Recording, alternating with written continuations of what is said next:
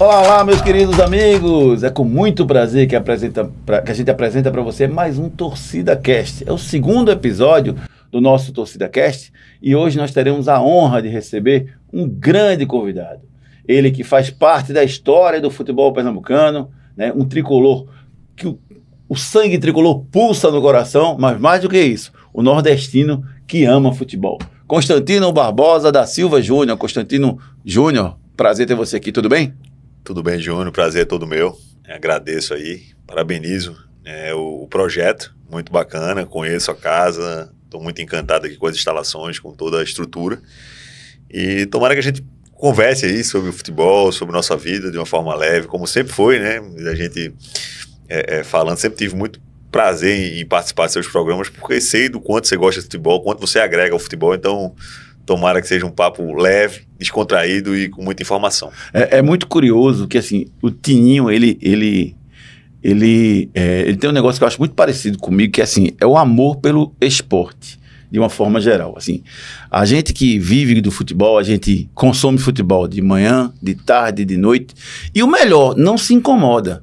Durante 12 anos, eu fiz a coordenação de um programa do Léo, lá na TV Tribuna, que eu chegava na tribuna todos os domingos, às 7 da manhã, para fazer a coordenação, saía por volta de 11, meio-dia, e aonde eu tivesse, se tivesse em Gravatá, em Porto de Galinhas, eu voltava para fazer aquilo, e nunca me incomodei. Por quê? Quando se ama é mais fácil, não é não, Tininho? É bem mais fácil, né? Eu acho que você me colocou aí, quando a gente faz com amor, gosta do que faz.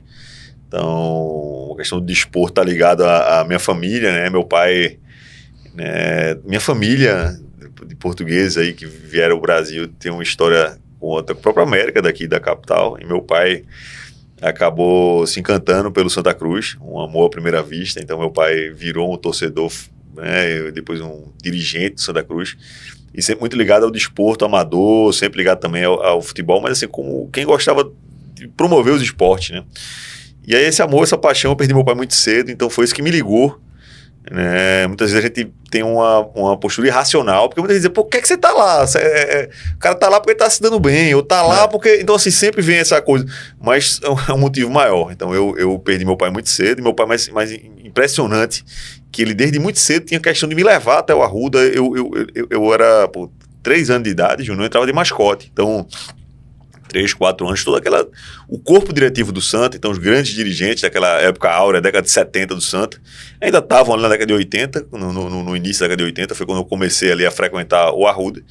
Então eles sabiam que eu já participava, né? Claro, do meu jeito que eu podia fazer, estava começando a engatinhar, a falar de fato, mas já participando da vida do clube, já fazendo questão de ir aos jogos com meu pai, que parecia que estava adivinhando que ia partir cedo, né? Que ia ter ele morreu muito cedo, 49 anos, então muito essa novo, né? Morte jovem. Precoce, mas que eu desde muito cedo... Você tinha quantos anos, Sininho? Tinha 17. Então desde muito cedo eu estava ligado a ele e participando da vida do clube, e talvez me doar um pouco mais para o clube era uma coisa que me acalentava, apesar de tanta dificuldade, que depois, claro, é a vivência que vai mostrando, mas era o que me acalentava, o que fazia me encontrar com ele, né? E ainda assim, de tudo que a gente passou, Júnior, toda essa trajetória, e eu vi durante esse tempo, não só no Santa, mas em outros clubes também, alguns dirigentes perderam o encanto com o clube, assim, porque é muita dificuldade, não é fácil carregar um clube, e assim, e às vezes você pode ter uma carreira de sucesso empresarialmente, você pode ter uma carreira linda, independente da sua profissão. E quando você parte pro lado do futebol, esse encanto às vezes pode partir muito cedo, pode ir embora. E o que eu não queria era perder isso. A vontade de ir para os jogos, de levar minhas filhas, de estar no estádio, de estar vivenciando o clube. Claro que de um outro lado, né, não daquela forma de ser um tomador de decisão, mas aquele cara que vai pro camarote, vai assistir seu jogo, vai na cadeira, vai encontrar os amigos, que vai de uma forma leve. Então, eu não queria perder isso, e graças a Deus, passado esse período aí diretivo, né, de gestão também, poder terminar isso, fechar essas cortinas, mas tendo o prazer de ir ao estádio, né, tendo o prazer de ser muito bem acolhido e recebido quando eu vou aos jogos pelos funcionários, pelas pessoas que fazem o clube, nessa vivência de conselheiros. Então assim, eu, graças a Deus, deixei portas abertas e sou muito grato a tudo que a gente construiu aí, com muito esforço, né, com muito amor também, que foi uma trajetória como disse, de conquistas, de não conquistas, mas também de muito trabalho. Principalmente. Né? Eu acho que isso nunca faltou, luta, ser aguerrido, brigar pelo clube. Então, sou recebido de cabeça erguida e isso me faz muito bem. Como é a nossa vida, né? Acertos e erros e conquistas e derrotas que a gente aprende com elas, enfim. Tudo isso você vivenciou dentro do Santa. Vamos começar dessa parte que você falou lá atrás, né, que você antecipou aí de...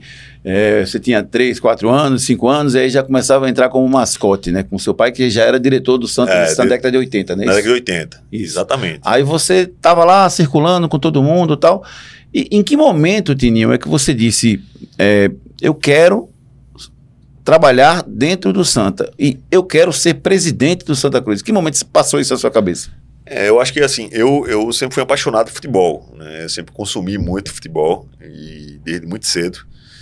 E hoje você tem mecanismos, né? Você tem ferramentas que te facilitam o acesso à informação, te facilitam. Você pode aqui...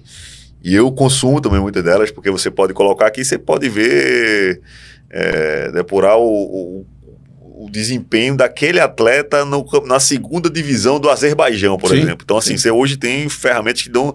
Mas eu ficava sempre assistindo a jogos, né? Naquela época. Você via até Tailândia. Parabólica, de ver jogo de A3. Hoje é mais fácil, hoje tem uma TVzinha box, você vê tudo, né? Você tem um aplicativo, você abre lá seu computador, você vê. Mas quando era difícil, lá tinha instalado antena para ver jogo de todo canto. Então, assim, eu tinha essa paixão, e aí... E isso transcende até o Santa, né? Assim, exato. Então, é o seu amor pelo esporte, pelo desporto, né? Sim. Então, assim, pelo futebol. Você não gosta nem de usar esporte, né? Você usa desporto para não gerar dúvida. Para deixar bem claro, né? Entendeu? Eu percebi, assim, desporto. Desporto, assim, então a gente sempre teve essa vontade, esse amor pelo futebol, e aí cresci, né? Meu pai era muito ligado a esportes amadores, então quando ele esteve no Santa... Ele, por um momento, foi até diretor de futebol. Você chegou a treinar alguma coisa lá no Santa, não? Não, eu cheguei... na verdade, ele queria, né? Meu pai foi também aqui, presidente da Federação de Ciclismo. Ele gostava muito. E o Santa Cruz, naquela época, foi... foi 13 vezes seguida campeão pernambucano de ciclismo. Tinha um departamento de ciclismo? Ciclismo era ele que coordenava, era do bolso dele, não tinha, ele que fazia, como fez lá um time de futsal também campeão, antes daquela hegemonia da Votorantim ali, brigando, claro, com grandes quadros do Santa também. Sim. Teve time de voleibol, que foi campeão pernambucano, time de basquete, né, com o Marcílio Balu, com o Pezão, com o Rio da Cioli, então um time fez uma grande seleção ali, grande seleção do basquete pernambucano. E hoje, muitas vezes, eu encontro os amigos aí, cara, você era molequinho, eu tenho até te mandar depois essa foto que eu tenho lá, eu tenho que te mandar, bacana. Manda. E assim, então, desde muito cedo eu estava ligado ao desporto, e meu pai... Mas treinava alguma coisa lá? Meu pai queria que eu fosse ciclista, então assim, foi o grande, talvez... Como é que eu posso falar assim? A decepção dele, porque assim, eu me lembro que ele mandou trazer, cara, bike boa cara, uma bike que ela não era de um lugar só, não. Ela tinha um quadro, que era o quadro da bicicleta veio da Bélgica. O pedal era da Alemanha. Ele fez assim, então assim, ele jurando que... eu me lembro que tinha até um colete, que era aquelas... Não era só era corrida de bicicross, BMX, bicicross, tinha uma pista até aqui... Tem aqui um Impedade, tem outra na Jaqueira também, na Jaqueira tinha também. Então, assim, ele tem essas provas. E tem aquele velocidade. Velódromo. O velódromo que você tinha não tinha um velódromo aqui fechado, mas você tinha corridas ali, onde hoje é o Fórum, Joana Bezerra. Então, ali era um descampado que tinha até um autódromo. Sim. E também no antigo, antes de iniciar as obras do TIP, assim, você tinha lá aquela... Você chegou aí pra lá, pedalar? Não, olhar a corrida. Eu ia olhar. Você não pedalava, não? Eu não pedalei. Aí eu pipoquei. Eu falei, pai, não dá pra mim não. Então ele investiu pra caramba e aí achou, pai, isso não é pra mim não. É melhor ficar do outro lado do outro lado. E assim foi. Então assim, ele queria que eu jogava bola, né? Mas nunca fui jogar profissionalmente? Não, nunca pela desilusão, sabia da dificuldade que era também.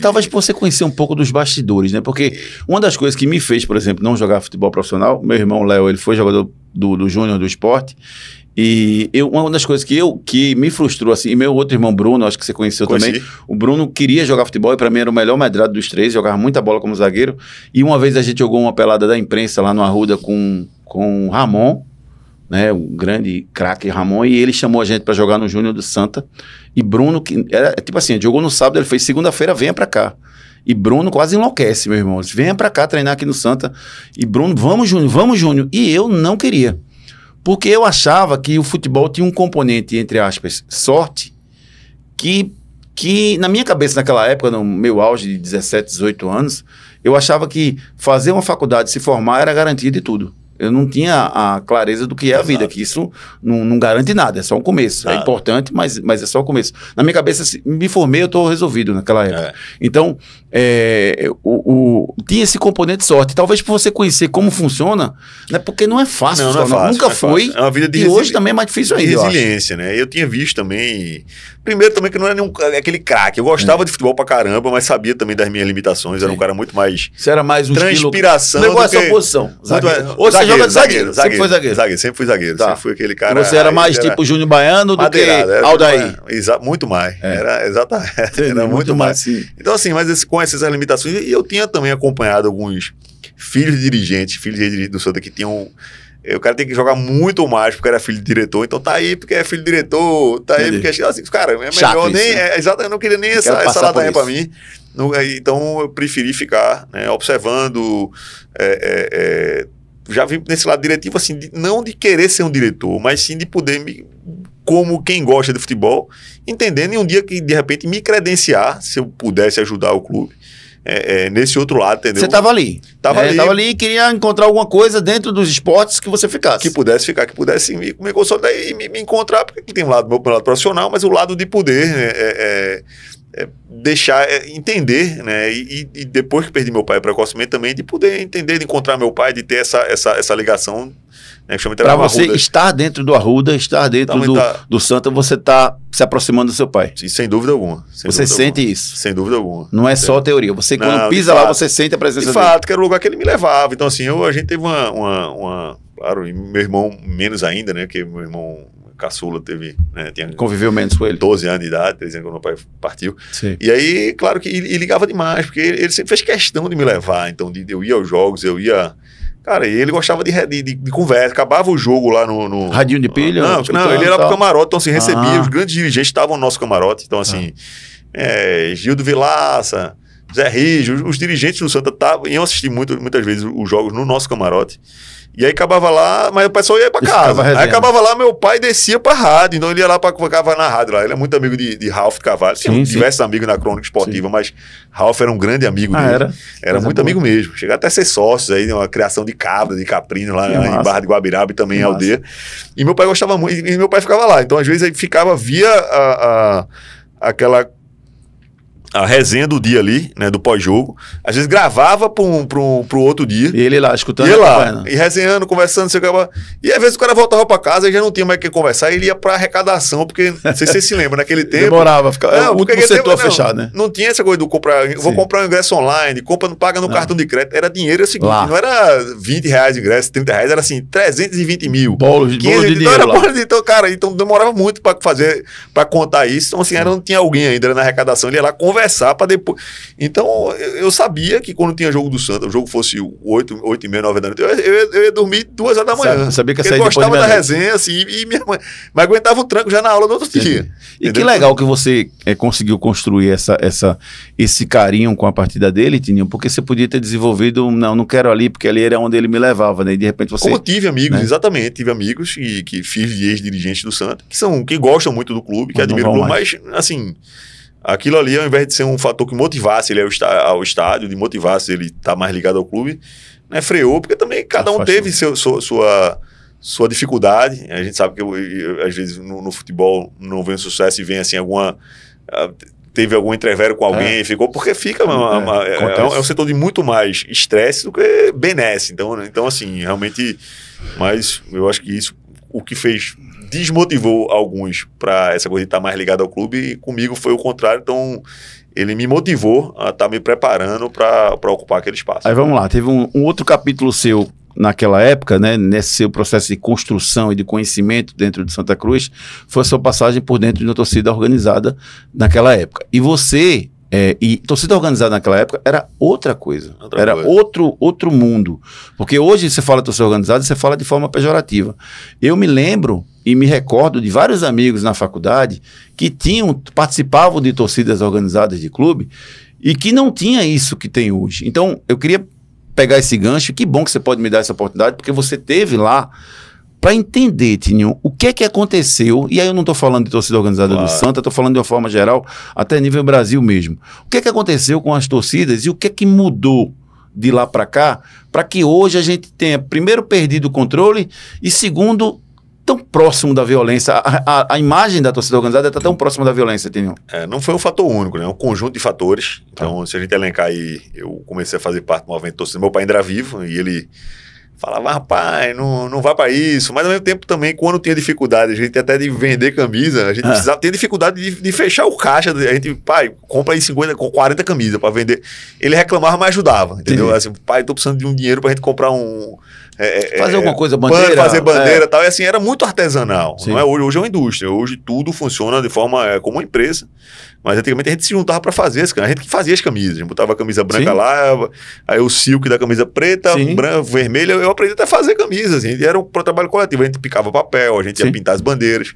Então era uma coisa muito mais raiz, como se pode dizer. Mas com respeito, claro que confusão ia existir, porque no futebol, na paixão, existia confusão com a torcida ou com outra, mas aquela coisa ali localizada. Não é pra matar ninguém, era ninguém. Tipo hoje xingar de longe, alguma coisa assim leve, não tinha isso. E aí eu acho que foi um crescimento, né, depois de uma como é que eu posso dizer assim, importar uma condição lá do Rio São Paulo, do eixo Rio São Paulo, onde as torcidas organizadas viraram realmente verdadeiras facções e que às vezes as brigas estavam dentro da própria torcida, então a torcida, a facção Prazeres não se dava com a Zona Sul, Boa Viagem. Já era uma briga de aí bairro, o cara do Curado não falava então assim, dentro da própria torcida a gente tinha segmentações. Né? E aí começou aquela coisa de explodir lá no final da década de 90, no meio da década de 90 ali, as torcidas terem muito poder. E ficou uma coisa descontrolada, porque o próprio poder público também foi negligente. Porque assim, se a gente se juntar aqui, saímos nós dois aqui quebrando comércio local aqui, a polícia vai chegar e vai prender a gente. E se o cara tá com medo de torcida, não acontece nada, o cara é escoltado. Então assim, foi um conjunto de fatores que fizeram que esse descontrole, né, o poder público perdesse a mão disso. E as pessoas de bem começaram a se afastar. Não que não tenha gente de bem, tem sim, tem gente séria, tem gente que trabalha por ideal, mas perdeu muito o controle. Então o cara pesa, tem minha família e tal, eu vou estar arriscado a... Então hoje eu lamento muito, porque podia ser a própria torcida, porque é bonita a festa que se faz no estádio. E a gente não pode perder esse encanto de ter a bandeira, de ter a charanga, de ter... E coisa que o lado positivo da torcida, né, o que ela constrói de positivo no estádio, está sendo tolhido também por falta até de talvez o diálogo com o poder público, ou do poder público, sabe? Porque assim, não se pode levar bandeira, não pode botar charanga, não pode fazer... Então assim, isso aqui, sinalizador... Então a festa era bonita pra caramba. Era não pode negar. E Pernambuco dava baile nos outros estados, porque assim, se lembrar, o que eu me lembro, né, pegar o início da década de 80, final da década de 70, aqui, Santa Cruz era lotado, mas Júnior, assim, você pegar ali um estádio com 30 mil pessoas, tinha pelo menos 10 mil bandeiras. O cara acaba levar a bandeira dele e tal, podia fazer a festa ficar bonita. Sabe uma cena que eu me lembro muito do Arruda? Assim, o Arruda ele faz muita parte da minha vida, porque eu morei a minha vida inteira lá na Rua do Oitão, ali na Casa Tamarineira, na verdade, Tamarineira ali, exatamente. Na Rua do Hospital Gomes da Magalhães, em frente ali. E eu morava ali na frente daquela pracinha ali que tem na Rua do Oitão, que tinha um colégio, uma pracinha, eu estudei naquele colégio, inclusive. E eu, com 12 anos, meus pais moravam no sertão, eu era tão louco pro futebol, eu ia muito, eu ia pros aflitos andando, eu ia pro Arruda andando, só não conseguia ir pra ilha andando, meu pai não deixava, aí eu tinha que ir com alguém. Mas no Arruda eu ia andando, ia sozinho. Com 12, 13 anos, eu ia sozinho, ia até a beira-canal ali, andava até o Arruda, entrava, aprendi a empinar papagaio, aí eu chegava no Arruda tipo 1 da tarde com o papagaio lá e ficava empinando, aí de repente vinha uns caras com um cerolzinho, me derrubava, aí eu, o que é que eu faço e tal, e assim, aí a vida lhe ensina algumas coisas, né? E você vai, mas assim, o Arruda sempre foi um palco assim, maravilhoso assim pro futebol, e eu me lembro das torcidas assistindo, que faziam uma sanfonazinha, né? Isso. Ficava longe, e aí quem chegasse mais de um lado ou do outro ia moldando. O cordão ia moldando, cada um ia colocando. E o máximo que tinha eram xingamentos aqui. O rubro-negro aqui, o tricolor a menos de, sei lá, 3 metros, você é isso, você é aquilo. Tal. Tá. Mas ninguém jogava nada, não tinha faca, não tinha pancada. Era provocação sadia. Inclusive, a própria imprensa tinha... Ele perdeu agora o Luiz Muniz, o Mala. Sim. E o Mala, se você pegar várias matérias dele, ele fazia ali a matéria no cordão, ele ficava naquele meio. Resenha. E ele até fomentava essa provocação. Escutava um lado, escutava outra resenha. Só que era provocação sadia, saudável. Pô, vai perder hoje, vai voltar com a sacola cheia de gol. Mas não passava disso. Hoje não dá mais. Hoje o cara marca pela internet, sabe, vamos brigar em tal estação, tal. A gente sabe quais são os pontos, né, de transtorno, os pontos complicados. Não sei, aqui, parada alguns na Tamarineira ali, você falou perto da Tamarineira. Na Código Barata ali. Toda vez é pancada ali. Na H-Menu ali, já perto da restauração. Então a gente sabe. Cais de Santa Rita, Cais de Santa Rita, nos terminais integrados, Pelota da Silveira. Cara, a gente sabe. E será que a gente não resolve? Falta... A gente já chegou antigamente, no meu tempo, e a gente, assim, se o cara fizesse besteira, levava no lombo. Apanhava de polícia mesmo, apanhava e os caras chegavam. Claro, mudou muito, a própria legislação mudou. Sim, a forma de abordagem, até onde o polícia pode ir. Né? A gente sabe que é cheio. Então, mas de toda forma, falta um pouco de interesse do poder público, porque capacidade de poder resolver tem, tecnologia para resolver tem, né? Mecanismos de poder entender onde. Se eu sei, eu não faço parte da torcida mais. Você é o pessoal você sabe onde vai acontecer o problema, quais são os pontos. E você passa lá, e será que na véspera do jogo não acontece, cara? A gente sabe que depois que acontece um problema, aí o cara faz um esparro grande, mas não resolve, cara. Infelizmente. Mas é que eu acho que são vários. Minha tese é que assim, são vários entes aí envolvidos no processo, né? Que você tem o clube que tem o interesse em ganhar títulos. Aí você tem o jogador que quer ganhar dinheiro e tem uma carreira brilhante. Os veículos de comunicação querem audiência. Claro. Né? A federação quer gerir o campeonato, quer ganhar dinheiro. Os patrocinadores querem que a marca dele seja... Então são várias... a um produto que como é que você vai valorizar um produto que só vive... Pô, imagina. E olha que eu digo assim, aqui em Pernambuco, você sabe... eu não tô aqui para censurar, não. O cara fala o que ele acha na cabeça, mas tem cara que o cara vive do produto e o produto só leva porrada. Então como é que eu vou... Eu sou anunciante. Olha, estou anunciante aqui. Então tu liga o rádio, o cara tá dando porrada no que nada presta, que o jogo não presta, que o time não presta, que o estado não presta, que a torcida não presta, que o jogador não presta. E depois você vai dizer assim, e vai estar lá do comercial do cara ligando assim, compra uma cota de patrocínio aqui. Você vai comprar como, pô? Se nada presta. Então tem Júnior, dentro desse contexto, claro que a gente precisa, e a gente precisa ir no âmago da questão seguinte, precisamos discutir mais. Mas como juntar esse pessoal tudo com interesse diferente? Mas assim, os interesses são diferentes, mas é o seguinte, mas o interesse único é de que você valorize o produto. Sim. A quem interessa desvalorizar o produto? Sim. Ao bandido. Sim. E um bandido, não digo um só, um ente dentro disso aqui, vai fazer que todos esses outros percam. Falta o quê? Na minha percepção, capacidade de organização, de todos esses entes, e aí todo mundo faz parte. Dirigente faz parte, imprensa faz parte, federação faz parte, sim, jogador faz parte. Sim. Porque assim, entendeu? E o próprio anunciante, o anunciante ele tá ali na dele. Se não der, esse amigo, eu vou anunciar em outra coisa. Ele então acontece migração, o cara vai, vou investir em outro evento cultural, vou investir em show, em coisa, e não vou, e sai e corro do futebol.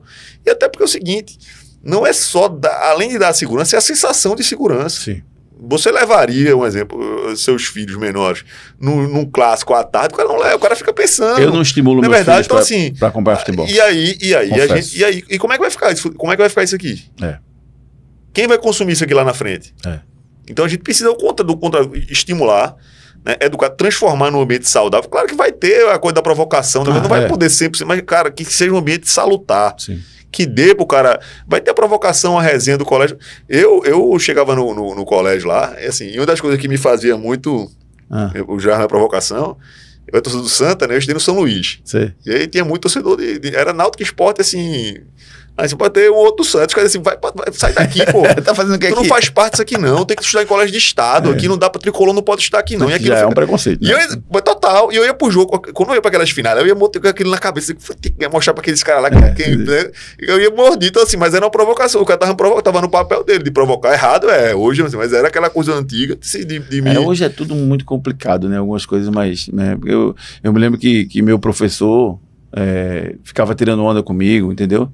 E brincava muito. E engraçado que naquela época eu assistia ao Globo Esporte E os gols só passavam na segunda e na quinta no Globo Esporte. E eu estudava de tarde, no Colégio Nóbrega.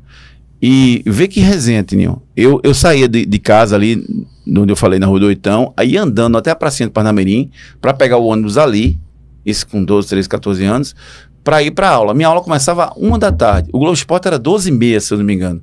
Então, se eu ficasse para assistir o Globo Esporte, eu perdia, ou chegava atrasado na aula. Aí eu entrava nos 15, vamos dizer assim. Toda segunda e quinta eu entrava nos 15, porque eu tinha que ver os gols. Porque se eu não visse ali, não via mais não, não tinha internet não. Cara, era ali. Hoje tá muito fácil. Hoje tá fácil. Era segunda e quinta no Globo Esporte e domingo nos Gols Fantásticos. Era onde você podia ver o gol. Pô, arretado. Não é? Assim... Eu ficava, sabe o que eu fazia? Segunda-feira ali, no pós-rodada, eu ouvia. Na época, Léo fazia parte lá do Discreto de Ouro.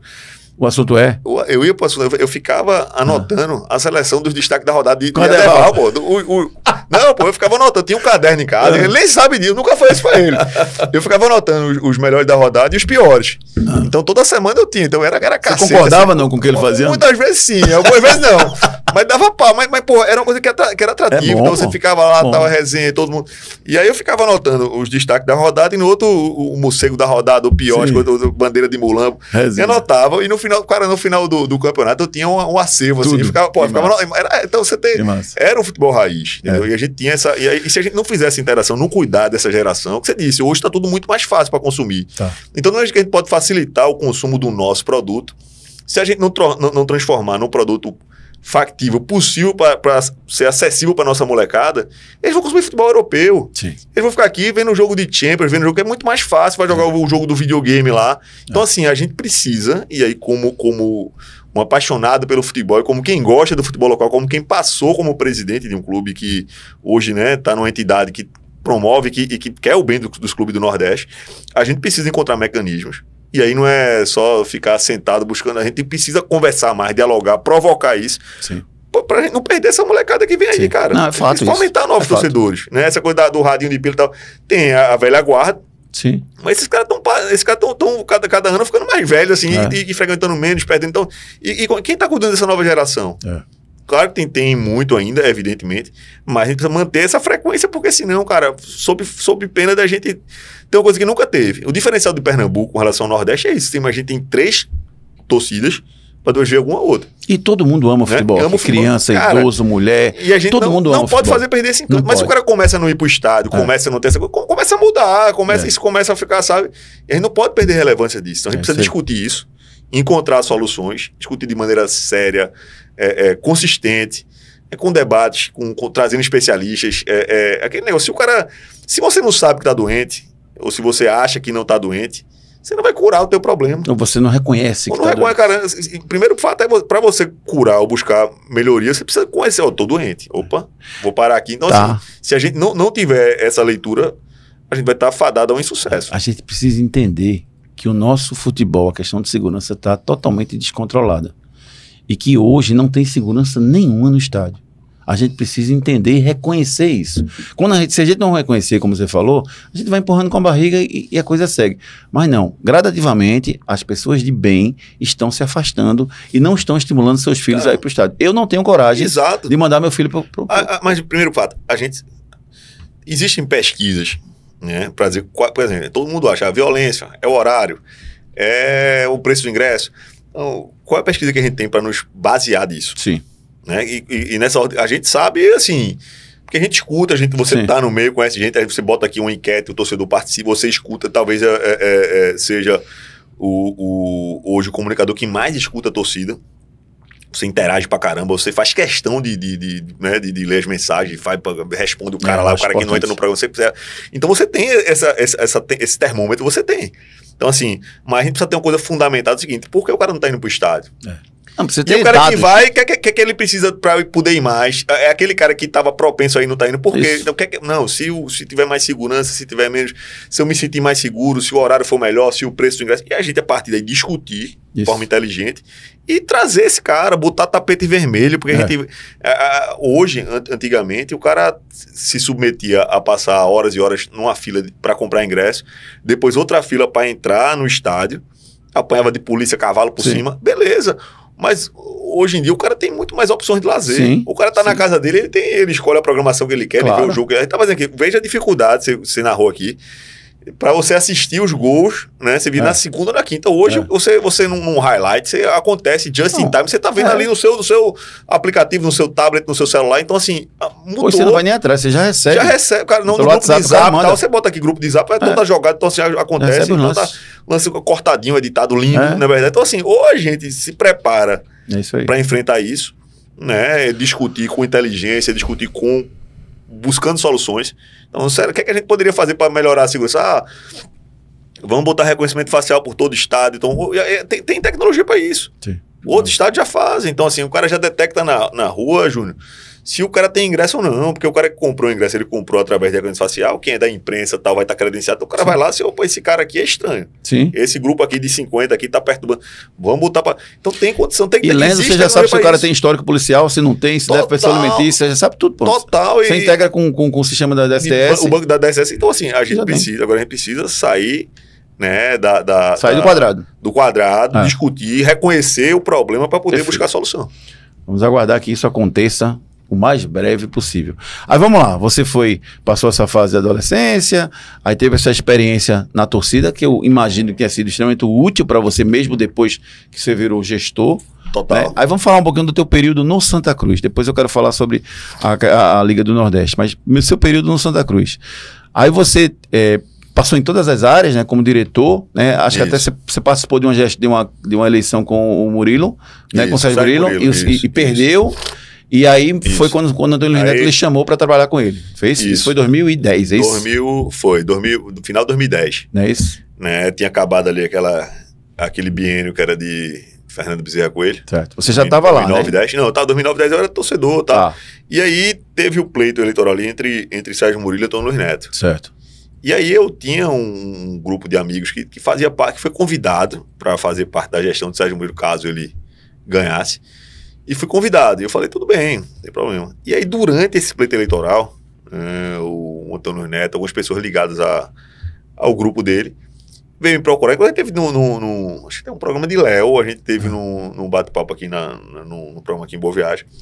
No Instituto Flamengo, foi isso? Foi no outro restaurante, tava conversando aqui na Avenida Boa Viagem. Tá. E aí fui chamar, aí assim, disse, rapaz, você devia vir aqui, seu pai, se estivesse vivo, gostaria que você tivesse. Só, eu assumi um compromisso, eu sou um cara assim, de palavra, preciso manter minha palavra.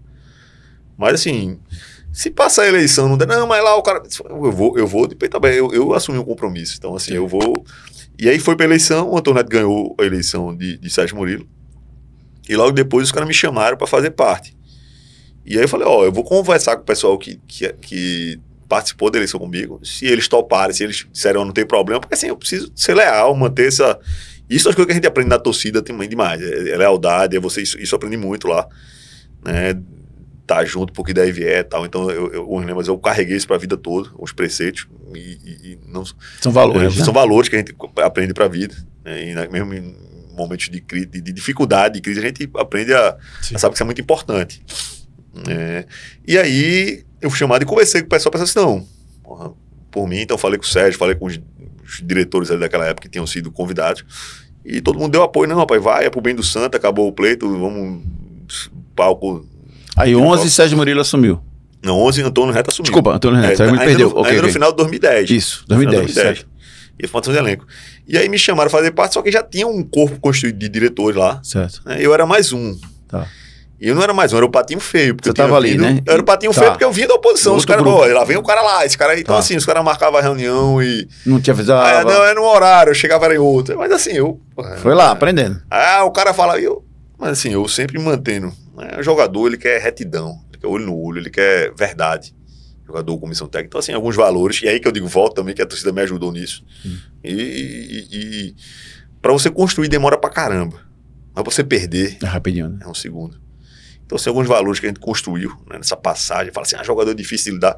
Eu tive muita facilidade, tive muitos percalços, porque não é fácil. Como qualquer... A gente hoje conduzir uma família é difícil. Sim. Tem filhos aqui, tem a influência dos amigos, dos filhos, das redes sociais, né? Então, a gente tem que ter muito, até para criar filhos que são nascidos no nosso seio familiar. né? Estão cercados de amor, de valores nossos, e a gente sabe que não é fácil. Imagine conduzir grupo com 30, 40, com 50 pessoas, né? Que pensam diferente, que tem cara que está começando carreira, cara que está encerrando, cara que tá morando na favela, outro que mora em cobertura. Então, assim, mas entender isso e jogar limpo com os caras foi me credenciando a ter voz. Certo. Então você focou naquele momento no relacionamento com os jogadores. Com os jogadores, com a comissão, então, assim, mas assim, claro que... Tem essa fidelidade com eles. Eu tinha um corpo diretivo e eu ia cumprindo o que eu combinasse com os caras. Tá. Mas é claro que alguns me viam assim, o cara era do outro lado, vai lá, tá aí assim. E eu fui fazendo o meu. Só que com o passar do tempo, os jogadores não queriam já tratar com quem não era bem visto, com quem cumpria. E assim, aí se você botar 3, 4, 5 no vestiário e começar a pensar diferente, o cara vai... organicamente a coisa vai correr para o cara que resolve, para quem tem a palavra, para quem... Então assim, e aí os jogadores organicamente começaram a ver que vou ali. E aí eu fui me credenciando. Claro que apanhei muito por isso. Sim. Apanhei que eu digo no sentido de poder entender, o cara começa empolgado, o cara... Então assim, mas foi uma escola. E a gente já começou num muito difícil, né? O clube tinha que se credenciar, buscar uma vaga para a Série D, que era o grande objetivo ali em 2011. Sim. Né? E não era feito hoje, que você ganha a vaga para disputar no outro ano, você disputar no mesmo ano. Então o grande objetivo era fazer o Santa chegar entre os 4 para ter uma vaga na Série D, sob pena de não ter calendário. Isso já com o Sport como principal adversário e com mais dinheiro. O Sport como pentacampeão, Júnior. O Sport como pentacampeão, com os pés nas costas aí, favoritíssimo. O salário de Marcelinho Pareja, eu pagava a folha toda nossa, cara. O salário de Marcelinho Pareja pagava toda a folha de Santa Cruz. E aí, deixa eu pegar esse gancho, como é que tu arrumava tanto jogador bom, sem dinheiro, e assim, jogadores que normalmente não estavam bem em determinado lugar, e você ia lá e trazia o cara explodia aqui. Como é que você fez isso? Eu acho que a grande virtude, não só tinha, todo um grupo de trabalho, né? Pessoas que ralaram pra caramba pra poder fazer a formação do elenco, de Zé Teodoro, de Sandro, de todo mundo que se mobilizou naquele primeiro momento. Mas que o fundamental era justamente o seguinte, era fazer o cara acreditar que ele era que ele podia dar o seu melhor ali. Então, muitas vezes, alguns jogadores que passaram, que tiveram o seu ápice aqui no clube, não conseguiram repetir em outros clubes. Porque o quê? O ambiente precisa ser bom. O jogador precisa se sentir em casa. O vestiário era bom. O vestiário era bom, não era maravilhoso. Problemas acontecem, mas se você o cara tem que estar motivado, Júnior, a poder assim, buscar o que ele... E aí a grande virtude do dirigente não é buscar vou contratar o melhor porque sai caro pra caramba e você não dá liga. É você conseguir, dentro da dificuldade, né, dentro do horizonte espinhoso, transformar aquilo ali em bom futebol, transformar aquilo em resultado. E era isso que era o grande desafio. E talvez isso tenha sido o grande fator desafiador para que a gente pudesse deixar os caras à vontade. E o jogador precisa estar confortável. É o maior orgulho que você tem do Santa, esse ambiente que você criou lá dentro? Eu acho que sim. Eu acho que tem um legado, né, da gente poder deixar um vestiário unido, deixar diante mesmo das dificuldades também, que não foram só vitórias, mas mesmo nas não vitórias, a gente tinha um bom ambiente. Os jogadores que passaram por aqui, eles têm muito orgulho de ter passado por aqui. Sim. Né? Dizem isso. Né? Conseguiam... No ano que a gente foi rebaixado, no ano de 2016, que foi rebaixado da Série A, 6, 7 jogadores estavam jogando Libertadores no outro ano. Sem pensar com qual outro clube. Vai ser muito difícil você achar, repetir que um clube caia e que 7 jogadores daquele elenco ali estejam jogando no outro ano uma Libertadores da América. 11, 12, 13, tricampeão com 2 títulos em cima do Sport. Foi isso? Com 3 títulos. Os 3 em cima do Sport. Os 3. Aí depois 15 e 16, um com o Salgueiro e o outro com o Sport Novo. Exato. Desses 4, acho que o último jogo 3 vezes foi dentro da ilha. Dentro da ilha. Não é isso? Dentro da ilha. E aí, os destaques que você encontrou. Só não foi dentro da ilha 2011, mas que a gente já tinha ganho 2-0 lá, 2-0 e teria ganho a primeira final. Onde é que tu encontrou o Landu, pelo amor de Deus, Tininho?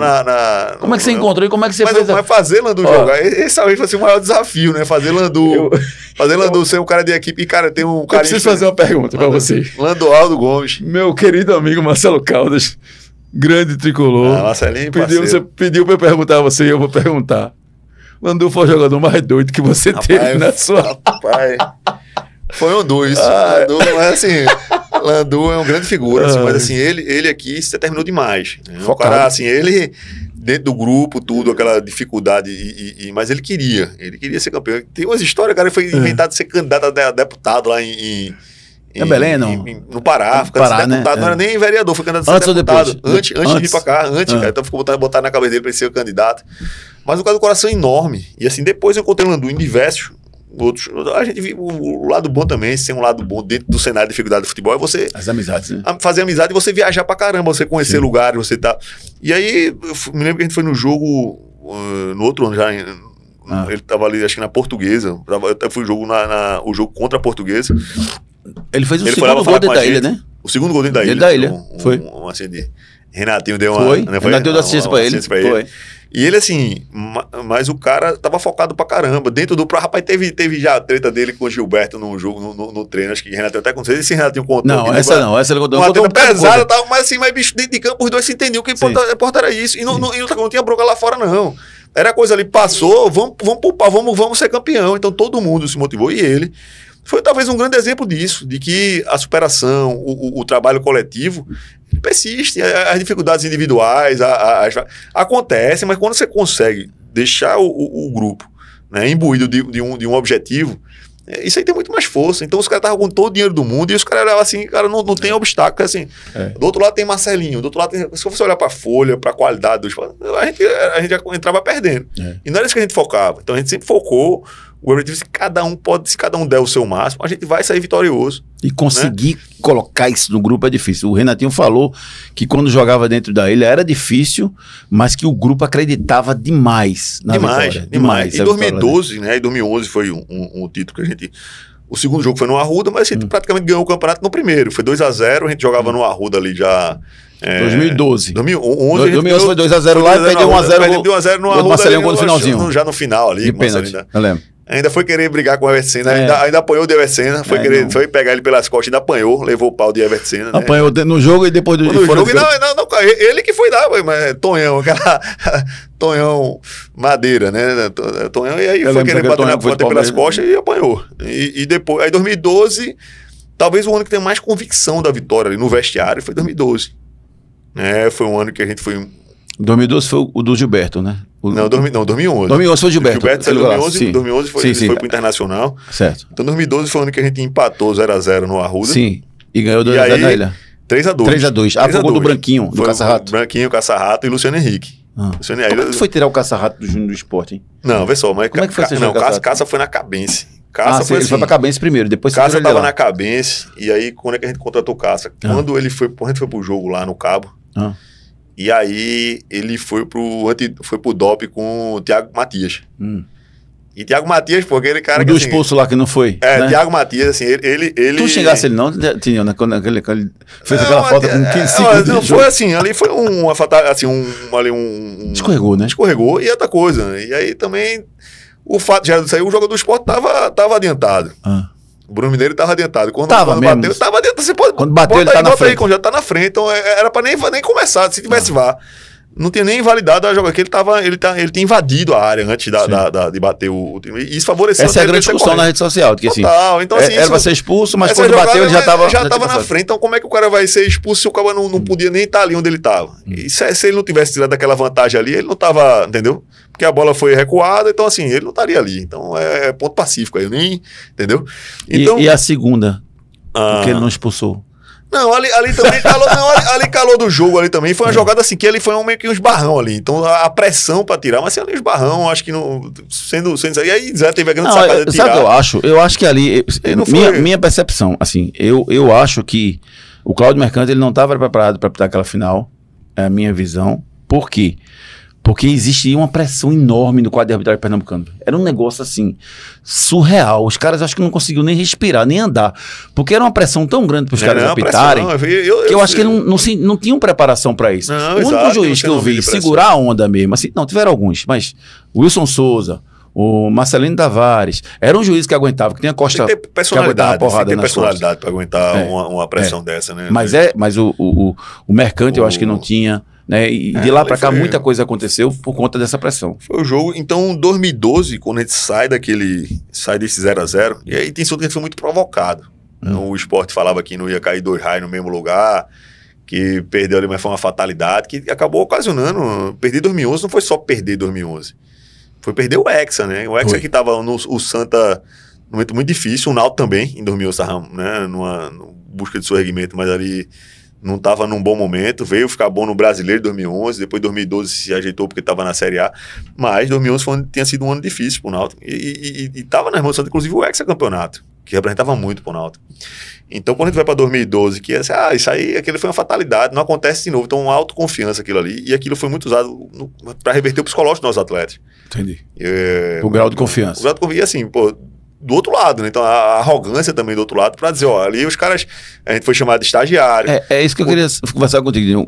Como é que foi isso na tua cabeça? Assim, hoje você tem muito mais maturidade para entender o que aconteceu ali, de um dirigente que tinha muito mais experiência do que você naquele momento, que soltou aquela, Tininho é um estagiário. Ele quis dizer que você era um neófito, um menino novo que estava ali, né? Exato. Talvez não tenha sido até para agredir pessoalmente, Tininho, né? Mas como é que você vê aquele episódio seu com o Gustavo do B? Não, é que eu digo, eu fui muito, não vou provocar, muito tentado para que se falasse, muita gente veio me provocar, rapaz, fala tal, porque eu ia dar audiência, bate de volta. E aí eu parei e refleti e disse, cara, eu não posso, eu tenho que voltar no trabalho. E tem que transformar essa resignação, essa indignação em trabalho para poder a gente buscar lá. Então não vai estar dando falar agora e perder o campeonato. Então assim, eu disse, não vou, tanto é que eu não falei nada, eu falei assim, eu não vou falar sobre o assunto. Deixei de lado. Você foi bem polido. Você, claro, quando falou muito pouco. E com pouca maturidade. Estava começando ali, então precisava, mas talvez a gente vai forjado no momento de dificuldade. A gente cresce nesse momento. Depois que você ganhou, você deu uma... Não, aí deu a porrada, né? Que o cara, quando eu ganhei, aí eu tava grandão, né? Eu tava grandão. Mas aí quando a gente vai pro vestiário, assim, mas antes disso, teve o vestiário. Então, assim, teve o 0x0 no jogo. O Mazola também tinha falado que o sonho de todo jogador de Pernambuco é jogar no Esporte. Então, ninguém quer estar no... Então, isso, a gente usou isso pros caras do Santa. Vocês querem estar lá, queria sair daqui então assim, aquilo transformou assim, também, então foi um conjunto de, cada jogo é uma história, né? Então a gente teve que preparar aquele contexto, né, para que os jogadores entrassem motivados. E quando eu vi aquela coisa do vestiário ali, né, aquela vontade, aquele brilho no olhar dos caras, cara, a gente vai ganhar esse campeonato. Tua relação com o Gustavo do B depois disso? Não, boa, a gente, o Gustavo eu tenho muitos amigos em comum, né, meu irmão é amigo da filha dele, a gente fechou, inclusive fechou um negócio agora há pouco da minha família com a empresa dele, já pela terceira vez, são 3 negócios grandes feitos com a empresa dele. Então não ficou nada. Nada, assim, tem muitos amigos, os diretores da tira onda quando chega. Eduardo brinca até com isso, assim, eu sempre aqui quem tá o estagiário, eu tiro onda, então assim, o que eu dei porrada foi quando acabou o jogo, os caras vieram me perguntar, e eu falei, o estagiário ganhou aqui na casa do PHD. Aí eu falei, ele entende de tijolo, de pedra e de cimento. Quem entende de bola sou eu. Aí eu soltei essa resenha, mas assim, que era da bola, que o pessoal tava esperando isso e eu tava muito desfocado, pressionado pela própria família, por pessoas que conheciam ali. Como também ele não falou e hoje preservou uma relação de respeito, amizade. Então assim, mas eu precisava transformar aquilo em resignação, indignação para poder ter mais força para a vitória. Deixa eu pegar o gancho, Tininho.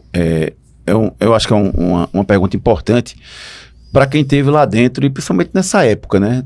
Que o futebol era diferente do que é hoje, né? Tudo evolui e o futebol também foi assim. Recentemente, o Homero Lacerda deu uma entrevista dizendo que alguns campeonatos, a arbitragem não era tão, entre aspas, correta e que ele teria comprado algum juiz em algum momento. O que é que você pensa sobre essa declaração dele depois de tanto tempo? E você que vivenciou aquele momento, ou perto daquele momento, o que é que você pensa sobre essa declaração do Homero Lacerda? Veja só, eu não vivenciei a época dele. Isso, de 80, talvez as coisas eram mais difíceis, eram mais questão da comunicação, essa questão mais raiz aí de se defender, era a época de Castor de Andrade, era a época do cara ganhar o jogo no grito, na boca, na intimidação. Então o dirigente podia sentar no banco de reserva. Então você imagina o que é isso, em que nível de pressão o cara pode dar. O cara podia sentar lá normal. Então tava no regulamento.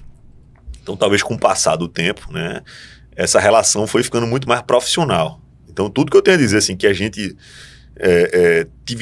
tem um respeito muito grande pelas pessoas que fazem arbitragem, que é um trabalho sério, são profissionais, são pais de família que estão ali para defender o seu pão de cada dia, e não pode ser taxado ali de que o cara não presta, que o cara foi...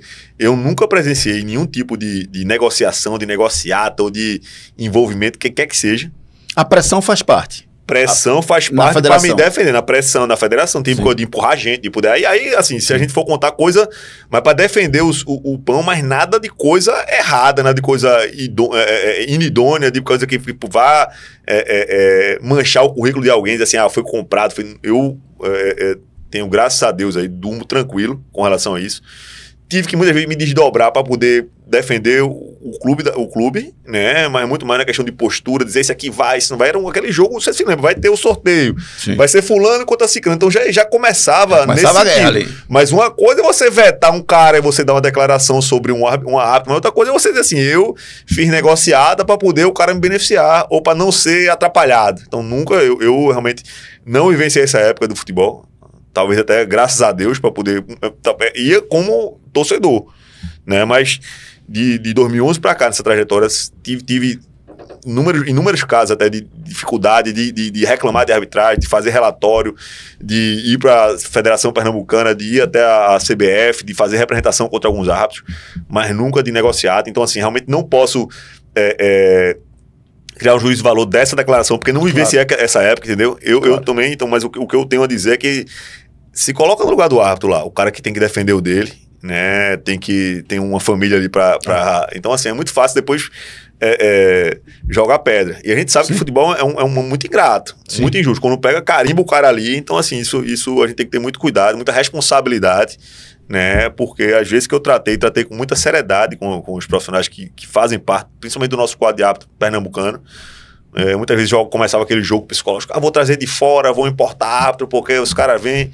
E a gente sabe, muitas vezes alguns que vieram aí vieram pra tomar. Javier Castilho, que pelo amor de Deus, o cara chegou... Foi o jogo que você mais teve raiva, assim, de um árbitro, eu creio que sim. E tem uma história pra te contar. Eu fui pra Argentina em 2002. E aí, fui lá e tal, e aí o cara... Mas foi trabalho? Não foi trabalho, foi trabalho. E aí era uma convenção de uma grande empresa que eu fazia parte, aí tinha lá, o cara foi me pegar e tinha um crachazinho com o nome Javier. Aí eu falei assim, aí ele veio lá conversar, eu falei, esse nome não me traz boas lembranças. Aí ele falou, mas por quê? Eu falei, porque tem... Cara, o cara era filho de Castilho. Filho de Castilho. O filho dele? O filho dele, velho. E tu descascasse? Eu meti o pau, claro. Arriei a madeira. Se eu pudesse, eu descontei dele. E o cara é gente boa, moleque, assim. Aí falou, aí o pai dele tava... Ele mostrou, o pai tá doente, o pai dele tava doente, inclusive, não sei nem, tava numa situação difícil. Aí contou o cara do São Lourenço, que quando eu veio aqui, porque teve também um problema lá contra a Portuguesa. Portuguesa e Corinthians. Lá foi um lugar, então assim, ele estragou o jogo todinho lá também. No Brasil, não sei o que, então ele tem uma lembrança que eu achava muito de ir ao Brasil, ele trabalha com turismo, esse menino lá, o cara super gente boa, mas aí eu não pude me vingar dele, mas vinguei do filho, mas assim, gente boa pra caramba.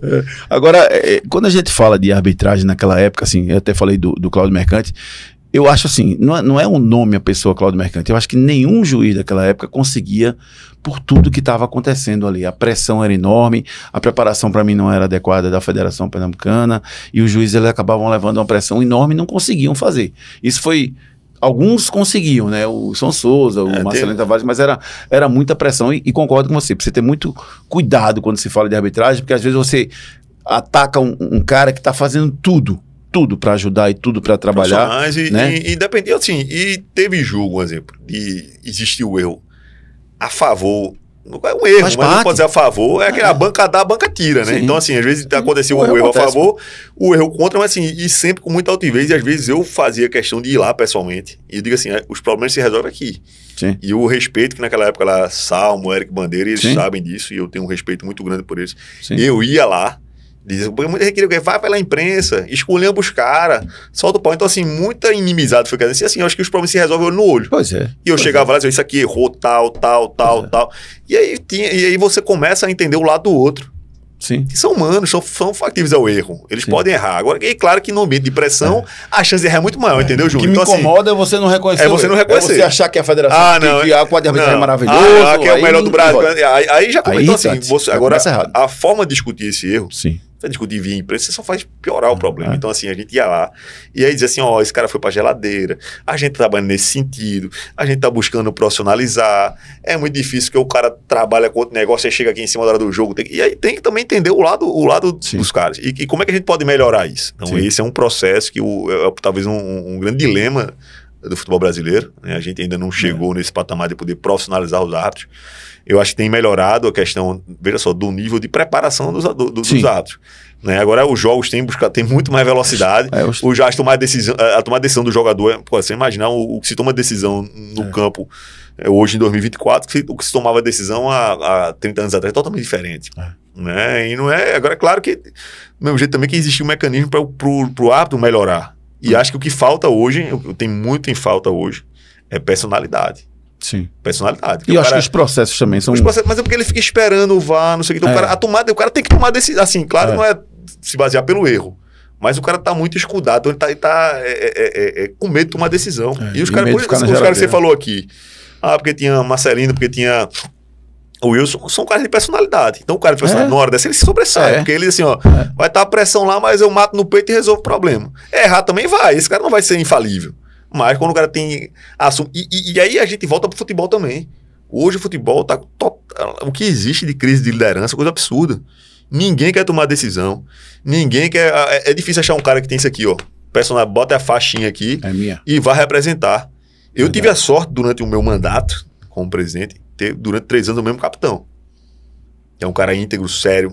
E a quem eu mando um abraço e sou muito grato a ele por tudo que ele construiu nessa trajetória. Não só como profissional do Santa Cruz, mas como ser humano. Isso, 18, 19 e 20, já como presidente. Não como diretor, mas como presidente. Ok. Que foi Dani Moraes. Foi Dani. Então, um cara íntegro, sério, responsável, correto, exemplo dentro e fora de campo. E coragem, a forma que ele trata a família, os filhos, como ele encara o futebol, um cara que... Um gaúcho que virou pernambucano, né? O cara que entendeu aqui que era, né? Imagina, com todo o ambiente, tudo que fazia lá, o cara quer ir pra São Paulo, ele se identificou com isso aqui. Então, é um cara que tem todo o carinho. E eu tive essa sorte, mas assim, é muito difícil, véio. Ninguém quer tomar decisão, cara. Os caras querem tá preocupado com tirar foto lá. Hoje tá difícil. Imagina a alegria sua e do Dani naquele gol que ele fez contra o Bahia lá na Fonte Nova. Porra, né? Tá louco. Porque, cara, ele saiu questionado lá do Bahia, né? Cara, e o cara conseguiu fazer um gol lá dentro do jeito que ele fez. No Globo Esporte do dia lá, no Globo Esporte, os caras fizeram uma matéria, era ele e Alemão tinha passado pelo Vitória. Então, os caras fizeram uma matéria lá, meio que assim, uma dupla de zaga que a gente vai enfrentar, mas é mais ou menos isso. Tirando onda. E é o cara fez lá. Então, assim, o cara que tem... reto, o cara que, assim, eu tive o prazer, desses que a gente tem prazer de conhecer no futebol. O futebol me deixou muitos legados, muitos amigos. Né? Alguns colegas, alguns que a gente aprende, alguns que a gente liga, se fala, tal, assim. Alguns que não atendem, deixa tocar aí. Exato, mas a grande e Dani é um desses, extra classe, futebol pra vida, um cara que sabe que tem... Ele é diferente. É um cara diferente. Então, assim, eu tive, mas assim, é difícil de achar. Difícil. É difícil pra caramba, velho. Então, assim, a gente tá vivendo essa crise, não só na arbitragem, como no futebol como um todo, refletindo muito dentro de campo. A própria seleção hoje, você não tem uma liderança que diga assim, rapaz, mate no peito, o problema é assim, eu vou resolver, né? Não tem. Vamos lá, 11 campeão pernambucano e vice da Série D. Isso. Aí 12 foi campeão pernambucano, e aí, mas não subiu. Aí 13 campeão pernambucano e aí subiu. Subiu, campeão da Série C. Campeão da Série C. Aí subiu pra Série B. Subimos com o Vica ali. Com o Vica, não foi? Foi campeão pernambucano com 11 e 12 com Zé Teodoro. Isso. A gente não sobe em 12, né? A gente não passou de fazer aquele jogo contra o Águia de Marabá. A gente vinha muito embalado, Júnior. E aí você vai se recordar que a Série C parou 59 dias. Sim. Um processo do 13 da Paraíba e tal. Então, assim, atrapalhou muito a gente. Sim. Perdemos alguns atletas. Então, a torcida ávida. Imagina, teve a maior média de público em 2011. Em 2012 foi bicampeão. Então, os caras estavam loucos para ir pro estádio, querendo sair da C para B. E aí, meio que esses 59 dias aí, parou muito, quebrou muita gente, assim, em nível de planejamento, de poder focar, deixar os caras motivados aí pra gente buscar esse acesso já em 2012. Aí 13, Tri com Marcelo Martelotti, e Marcelo sai no meio do ano aí, após a conquista do Pernambucano. Saiu pra onde? Vai pro Esporte. E tu deixasse? Não, eu deixei ele que escolheu, né? Assim, ele foi tricampeão. Tu tinha uma relação sempre com várias pessoas que passavam um pouquinho da relação profissional, viravam um pouco de amigo, né? Acho que você tem isso no seu DNA, de tentar desenvolver isso. Com o Martelotti era assim. Era assim, o cara e tu não chegasse pra ele e dissesse, putz, tu tá fazendo merda, não? Vê só, cara, eu acho que o cara... Marcelo foi tricampeão aqui, então aquilo... Marcelo não era treinador quando veio pra cá ainda. Ele era assim... Entenda bem o que eu tô falando. Não era treinador assim. Ele não tava na carreira. Ele tava em grande clube. No grande lugar, o cara não tava no Santos. Né, já tinha... Mas era como uma espécie de interino. Então não era o cara que assumiu o cargo. Ele não era uma realidade total assim, no futebol. Assim, ele tava não, aproveitando claro que pegou o grande campeonato, tava sem bagagem. Mas assim, ele era o cara ali que tava... Né, deu a dificuldade, bota Marcelo. Agora, claro, lidando com um elenco gigante, com Neymar e companhia. Então, assim, o cara que tinha bagagem. E até pela sua trajetória como atleta e tinha identidade com o Santa Cruz, porque foi campeão aqui em 93. Né? Então, quando ele chegou em 2013, depois de sair da Zé, a gente começou um ano muito difícil, porque no começo do projeto, quando ele chegou, nem tinha renovação do Thiago Cardoso, nem tinha Denis Marques renovado. Tá. Então, era um começo meio que bambo.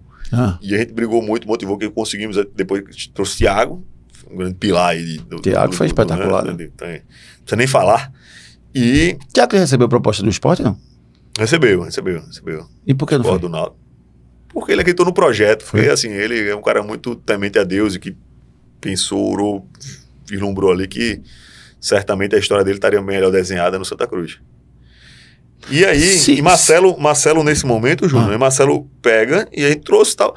E aí ele ficou, cara, vem pra cá, esse negócio aí depois não sobe e tal, tu vai ganhar muito mais. Aí começou a triplicar o salário dele e tal, assim. E aí, vê só, ele ia ganhar muito mais lá, e ele foi ganhando muito mais do que estava ganhando no Santa. Foi. E tu, como presidente, naquele momento... Diretor, desculpa. Você chegou pra ele, pro seu amigo, Marcelo Martelotti, e você disse, vá, que é bom pra você? Ou você disse, fica aqui comigo? Não, eu não falei, porque é o seguinte, a gente tinha combinado a permanência porque a proposta dele. Era muito maior. Era muito maior, mas eu fiquei sabendo... depois por um amigo, que ele tinha tido um encontro com o diretor do esporte, inclusive aqui perto, né, o escritório de um ex-dirigente do esporte, que era aqui perto aqui do... Sim, pode dizer, pô. Quem era? Aqui, não, depois você vai saber. Sim, mas você acha que foi o quê? Não, aí foi pra fazer a proposta, eu já fiquei sabendo. Foi errado, ele devia ter dito a você antes. Não é errado, não é assim, cara... Não, assim, cada um segue sua vida. vida. Bola, assim, mas assim, só que não tem um certo ou errado, mas você acha... certo ou errado, tem o cara, ele ia chegar, procurar, mas... Incomodou da forma que foi, mas assim, mas faz parte do futebol, quem tá no futebol tem que saber disso. Então assim, o cara foi procurar melhoria e tal, beleza. E aí, ele saiu... foi aqui na... Estado de Batalha, foi lá. Do baixinho, foi lá. Você tava lá com alguém, botou lá e tal, entendeu? Tô ligado. Aí, exatamente aqui perto, você sabe. Baixinho, eu sei quem é. Chegou pra mim, não tinha... Aí chegou uma mensagem só, chegou um SMS. Né? Aí chegou... Aí eu falei assim, beleza, siga a vida. E aí a gente tinha aquele hiato ali, e Sandro começou em 2013 como treinador do Brasileiro. Né? Sandro que tinha saído durante esse início do projeto de 2013, ele não participou ali do Pernambucano como um todo, ele começou lá com o Marcelo, ajudou, e depois... E aí Sandro, a gente foi na casa dele, foi na época Tom Luiz Neto, o Rodolfo, com o João Mar, a gente conversou, lá em Aldeia, ele assumiu em 2013, no Brasileiro. E aí, o time tava indo bem, tava aquela inconstância, mas assim, tinha uma pontuação que dava condição de classificação. Mas acabou que depois até deu uma vitória aqui, grande, acho que com 13, uma goleada com 13, e aí Santos falou, não vou mais ficar, muita pressão, eu ajudo sem estar na... E a gente optou por trazer o Vica. Eu, João Mar, a gente conversou e vimos que Vica tinha essa condição de buscar essa liderança, de acalmar a casa, toda a sua experiência ali. E o time era um bom time. Ele precisava de um pouco de tranquilidade para a gente poder... E precisava de um cara com um pulso forte, né? Pulso forte ali naquele momento. E aí a gente conseguiu esse acesso. E aí nesse período, quando o Marcelo saiu, a gente tem uma boa relação. Só que eu tava lembrando que quando eu tava no jogo, eu tava em Fortaleza, aí tava embaixo com o Renatinho e Denis Marques. Aí tava no lanche, acho que a gente jogava no domingo. Ou era no sábado, assim, e o Sport jogava na véspera contra o Icasa. Acho que o Sport perdeu o jogo do Icasa e Marcelo saiu. Marcelo foi demitido. E aí eu tuitei, né? Você pagou com traição. Lembro. Que deu a mão. Aí ele foi dar coletiva e não conseguiu, porque ele só ficava fazendo pergunta dessa resenha que ficou. Pô. E eu falei assim, tava com os caras, com o Denis e com o Renato, ele tomando um suco assim, eu vou soltar essa... A repercussão foi pesada, mas assim, a gente continuou a amizade, o respeito, tanto é que ele vem em 2015, ajuda o Santa a subir. Sim. Né? Então, assim... Mas incomodou, né? A forma que ele fez. Mas é como você falou, decisão, o cara sabe, e futebol é assim, a gente devia aprender com erro. Pode ser que ele tenha tido a maturidade, que a partir dali, quando vier a coisa, eu era campeão, eu podia chegar lá e chegar com você, me cacifar, dizer assim, melhor aqui, vou ficar, pedir algumas contratações. Tal. Era uma conversa. Mas talvez a forma... Talvez o processo não tenha sido bom, mas Exato, talvez a escolha de ir pro esporte naquele momento fosse mais importante. Porque o esporte estava jogando na Série A, se eu não me engano, né? Tava na Série B. Tava na Série B, e o Santa tava na Série C. Série C. Então, naquele momento, tava perto, mas assim, o problema foi muito mais assim, e ficou a gente resolveu a bronca. Ficou pra trás. Mas também serve de aprendizado, né? Tomar decisão, a gente tem que tomar decisão, às vezes acerta, às vezes erra, às vezes se arrepende, às vezes não, às vezes tem mais convicção, aí foi legal por isso. 2016, chegamos aí o Santa foi Série D, C, B, chegou na A. Aí a Lírio assumiu. Aí tivemos em 2014, no centenário, que o Santa, na verdade, tinha um time competitivo, né? A gente vinha de um tricampeonato, buscando a possibilidade de um tetra, mas era um time, a gente não investiu muito de 13 para 14, apesar de ter chegado no AB depois de muito tempo, mas fizemos um time com jogadores assim competitivos, que era, no caso, tinha Keno como atacante, Léo Gamalho, num momento muito bom da vida dele. Trouxe Carlos Alberto Meia, que na época no começo do ano começou jogando bem, acabou perdendo um pênalti lá no jogo decisivo na Ilha. E aí tinha um time competitivo que dava pra... foi o do... 2014, a gente ganhou 3x0. A 14 perdeu nos pênaltis, não foi? Semifinal, ganhou 3x0 do Sport no primeiro jogo. Lembro. E o segundo jogo perdemos de 1x0. Certo. Aí, o segundo jogo tava 0x0 até os 45 lá, um atacante Leonardo fez um gol. E aí não tinha diferença de gol. Sim. Impressionante isso aí, não tinha diferença de gol. E aí foi pros pênaltis, a gente perdeu nos pênaltis. Então ali podia credenciar a gente, claro, ganhando, ia pra uma final com o Náutico. Sim. Mas chegaria com chegaria grandão, a gente chegava grande na final. Né? E acabou que a gente saiu ali nessa semi, né? Mas com um time bem competitivo. E também na Copa do Nordeste, na semifinal, aí no jogo. Talvez esse jogo de Castilho. Foi com o Santa, não foi? Santa Sport na semifinal. E talvez você perguntar, um jogo que eu tenho mais raiva do que Castilho foi esse de 2014. Por quê? Foi Santa Meira-Hit que apitou. Pô, se você olhar o replay do jogo, saiu expulsou 2 jogadores do Santa, ele errou, deu um pênalti que não foi. Aí expulsou o Leandro Souza, depois a gente perdeu 2 jogadores, assim... Cara, foi no Arruda, né? Um jogo bizarro. Foi no Arruda, né? Foi no Arruda esse jogo. Foi um jogo e do mesmo jeito que você bizarro, sentia a alegria de ganhar ganhar fora de casa, ganhar dentro da ilha, acho que dá um prazer diferente. Isso. Perder dentro de casa também dói. Dói perder sempre, véio. Eu nunca... A distinção tinha assim, estar em casa, mas perder não podia. E eu acho que eu falava muito assim, muito da vontade de vencer, e vem, claro, do êxito, de lograr o ser campeão, de ganhar, da sensação do título, mas muito para não perder. Eu odiava perder. Eu não queria sair. Perder, eu ficava fim de semana em casa, pô. Não podia sair, não podia ir na rua, sentia. E os jogadores precisavam sentir isso. O jogador precisa sentir derrota. Ela faz parte, a gente cresce com ela, agora a gente precisa aprender a não querer a derrota. Então era a pior sensação, assim. Eu disse, pô, ninguém quer sentir isso. Então não interessa o jogo que fosse. Claro que cada jogo tem seu peso e a derrota, o peso dela é proporcional à importância de ser uma final, de ser um jogo decisivo, de ser um jogo que vale acesso. Mas, cara, não tinha essa. Perder jogo, então, e a gente tinha que sentir a derrota. Eu falava isso, na hora que eu parar de sentir, me sentir mal quando eu perder, eu posso sair do futebol, porque assim, o cara precisa sofrer. A indignação aí o cara arretado, já perdeu, tanto faz. Então, aquela sensação de tanto faz. Aquilo ali que me irritava, ou irritar qualquer dirigente, eu vou perguntar agora, porque o cara perdeu, ganhou. Então, se você tem um grupo nesse sentido, você tá ferrado. Quando você sente isso dentro do campo, do grupo, não pode. Exato, não quer dizer que você vai ser vencedor porque o cara sentiu, porque todo mundo, alguém perde, alguém ganha. Mas assim, mas lá dentro, o cara, geralmente os grupos vencedores, eles têm que ter resignação na derrota, eles têm que sentir indignado, a derrota. Ele tem que ficar indignado com a derrota, tem que não gostar da derrota. Sim. Né? De uma forma de aceitar, não de fazer desespero, não nesse sentido. Lógico. De remoer ali. E eu, como presidente também, como dirigente, a gente foi aprendendo algumas coisas, assim, tomar decisão para o dirigente, não pode contar com a euforia da vitória, né? Nem com o desespero da derrota. Você é a favor de demissão do vestiário, Tinho? Jamais. Mas tu conseguiu, todas as vezes que foi demitir o treinador, conseguiu deixar por outro dia?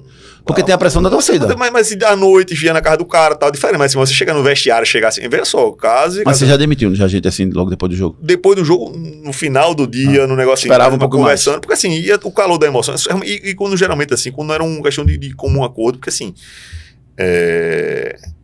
Você é muito observado pelas suas atitudes. Então, assim, o mercado te observa. Então, se você vai antiético, você não é entendeu? O cara já sabe. Então, assim, você precisa ter correção. E o seguinte, não digo só de tirar o cara. Na tomar decisão quer dizer o quê?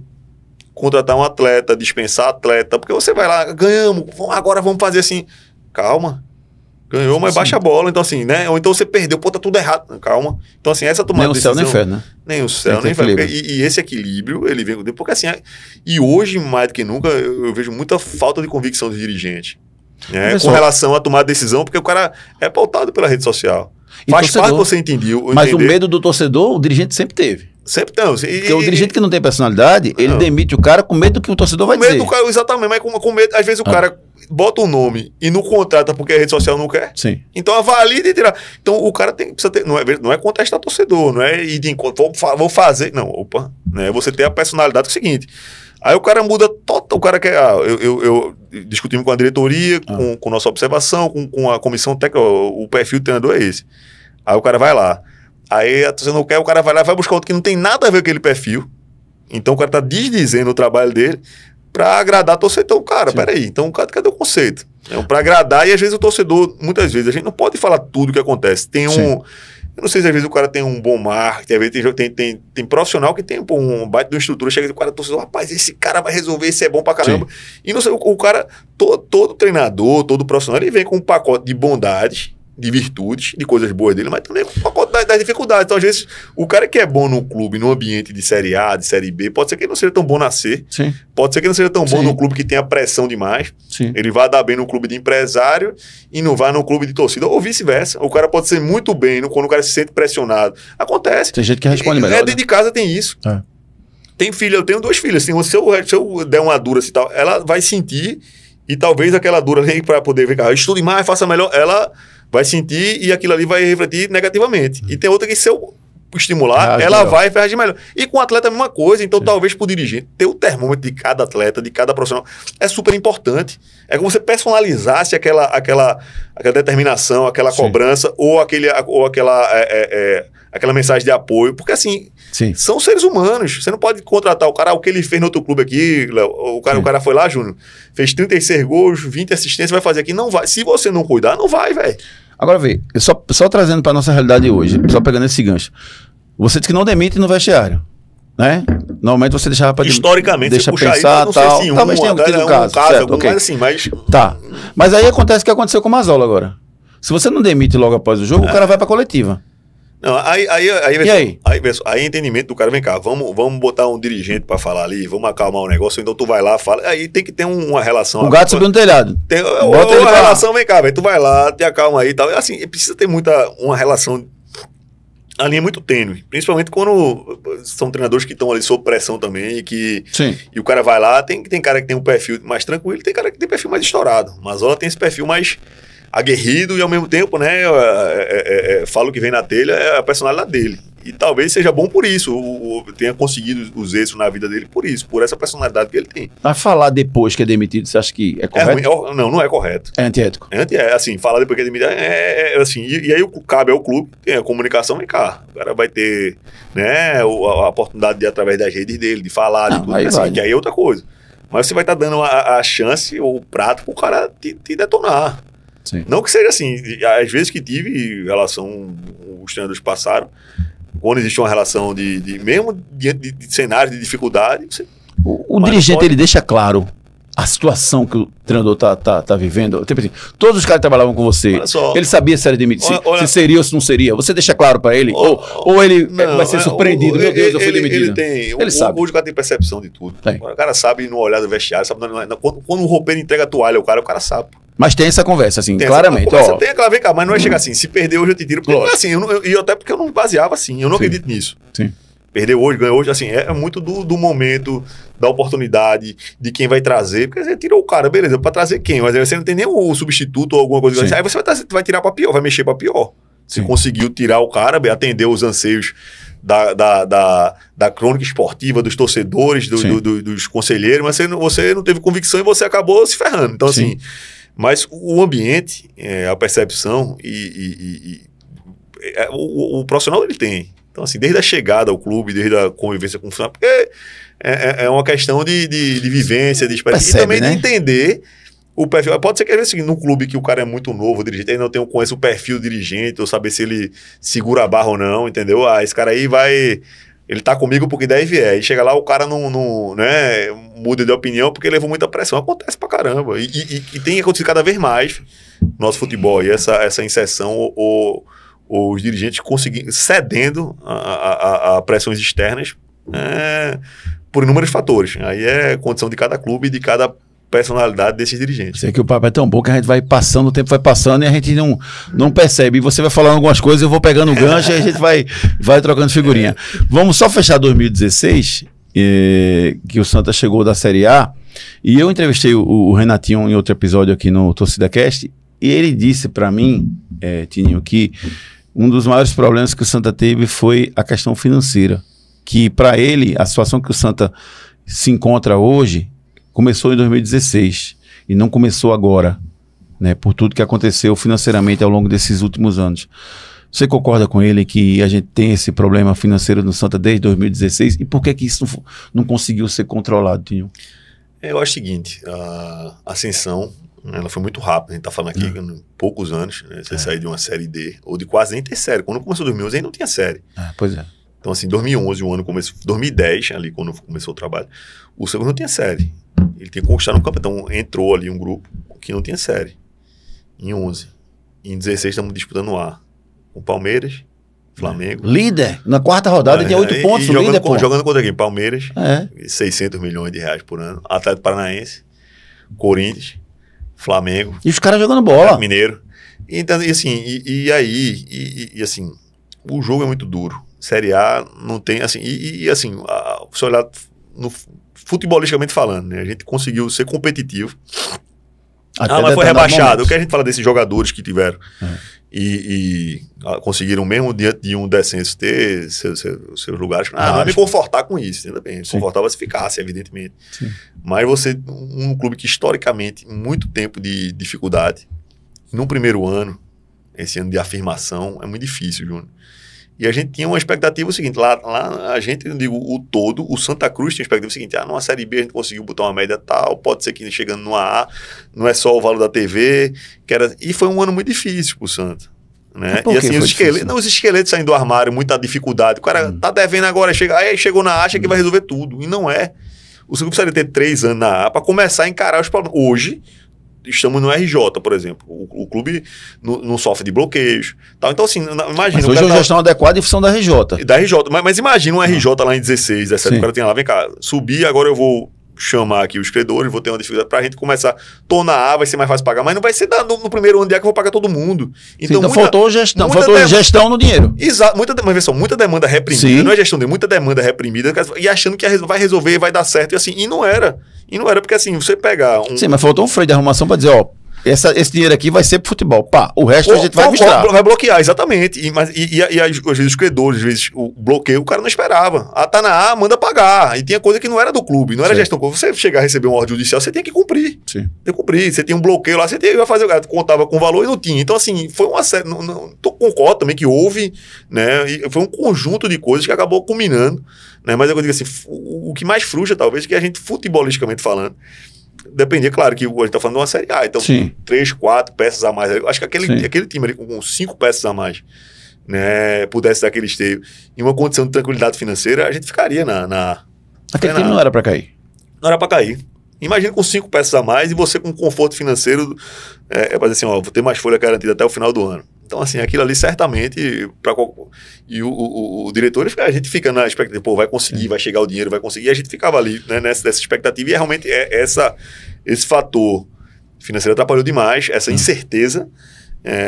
E aquilo ali, se a gente ficasse mais 1, 2 anos, conseguisse essa maturação na A, então, certamente, eu acho que a gente hoje estaria, não tenho dúvida alguma, no outro patamar. O que é que, pensando para o futuro do Santa Cruz, o que é que você imagina, Tininho, como é que o Santa pode voltar a viver os grandes momentos da vida dele? Porque é duro, viu? Você tem um campeonato, assim, calendário, cara, é ruim para todo mundo, cara. Sem jogar. A gente faz boletim no nosso programa do Santa, me dói no coração. Faz mal pro próprio futebol. Eu falo do Pernambucano Sub-20, com todo o respeito que eu tenho ao Pernambucano Sub-20. Futebol como todo, né? Se olhar a Série D, Santa Cruz sozinho, ele talvez fosse responsável por ter mais público do que as outros 30, são 32 jogos por rodada. Então talvez ali jogasse e dar mais público desses outros 31 jogos. Uma coisa absurda, assim. Então você parar tão cedo essa atividade. né? Mas a gente sabia que isso não foi construído esse ano. Isso não foi construído esse ano. Então, quando o Bruno chegou, a história estava posta. E não é injusto o Santa estar onde está. É injusto pela torcida. É isso, não, sem dúvida. Mas pelas gestões equivocadas que aconteceram, não é injusto. Sem dúvida. Está pagando um preço caro, alto. Mas aí, qual o legado que fica? Arrumar a casa. Então, organizar agora. Então, acho ficou que mesmo esse legado, Tininho? Eu creio, olha só o tempo vai dizer. Ou é conversa para a gente acreditar? Só o tempo vai dizer. Tá. Mas eu acho que entender que esse caminho é um caminho que precisa ser esgotado de guerra política, de quem pode mais, de quem é o melhor, de quem é do um contra o outro. Então, isso foi muito jogado, isso foi muito plantado lá, né, infelizmente. E aí é o seguinte, acho que o clube caminha inevitavelmente para uma situação de SAF, e que é de fundamental importância para esse momento do clube. Então, você hoje está no momento de recuperação judicial, você vai precisar, né, vai ter o consórcio credores, você vai poder ter que ajustar, arrumar recursos para poder cumprir, né, o que está determinado judicialmente. E a partir daí você dá um pontapé. É um trabalho formiguinha, mas é possível sim. E a gente, como eu me lembro, Júnior, quando a gente começou lá em 2011, tá vendo que... E a gente... Foram muitos mal bocados ali, os perrengues de viagem, muitos delas você teve, Léo acompanhou alguns jogos, a gente viajando com a dificuldade que era, não era por conta do Santa, era porque a Série é isso, a Série D é isso, são jogos em cidades inóspitas, em campos sem condições de receber o futebol, né? Mas ainda assim é uma série, imagina você nem ter série, né? Então, mas de toda forma vai ser um caminho tortuoso, difícil, mas que já foi trilhado no outro momento. Não é ser romântico, tá Júnior? É poder entender. E se você tiver um aporte de investimento, um trabalho de continuidade, de estabilidade política, né? E na hora que você tem uma SAF, você tem um dono, você tem alguém que vai dizer, opa, aqui o trabalho tá assim, eu consigo planejar, eu consigo olhar no horizonte de 20, 30 anos, então o cara não vai, sabe? É diferente do cara, você tá acabando meu mandato, tem que sair, porque aqui não vai dar, outro cara vai chegar. Sim. Então, aí, com esse olhar, da potência que é o Santa, da grandeza que o clube tem no cenário local, no cenário nacional, eu acho que de pouco tempo, né, com as pessoas certas, tem muita gente boa trabalhando, a gente vai sim voltar a esse caminho de glórias e de conquistas aí no nosso cenário, e aí não é apagar, mas aprender com isso aí para que a gente suba e fique com constância, com regularidade, né, nos primeiros degraus do futebol brasileiro, que é onde o Santa merece estar, e sem dúvida alguma. Eu acho que sim. Tem algumas perguntas que eu vou fazer aqui pra gente finalizar, Tininho, mas só antes disso eu queria que você falasse de algumas curiosidades, né, durante a tua gestão, isso, na verdade, sua passagem, né, em todos os aspectos do Santa, em vários cargos. Denis Marques, o Renatinho falou da história de que o Denis Marques tinha aquela história que ele estava sempre na academia na segunda-feira de Boa Viagem. De quem foi essa ideia? E surgiu dele, ele chegou e disse, eu quero a segunda-feira em Maceió, ou foi uma ideia de você, que você fez a composição, ou foram jogadores, quem fez isso? Denis, ele tinha um salário muito vantajoso no Miyardija, no Japão. Coisa de 3 dígitos e de dólar. 3 dígitos de dólar, então assim... E naquela época o futebol japonês era no auge, que depois veio aquele boom, aquela bolha chinesa, mas antes disso o futebol japonês pagava muito e ele estava num bom momento lá. O Japão era a China de um tempo atrás, que é a Arábia de hoje. Exato, essa analogia. E aí ele simplesmente se chateou tudo, gostava lá, era um cara muito querido lá. Não precisava mais dinheiro. Assim, ele deixou o contrato e veio embora pro Brasil. Tá? Largou o contrato, ajustou.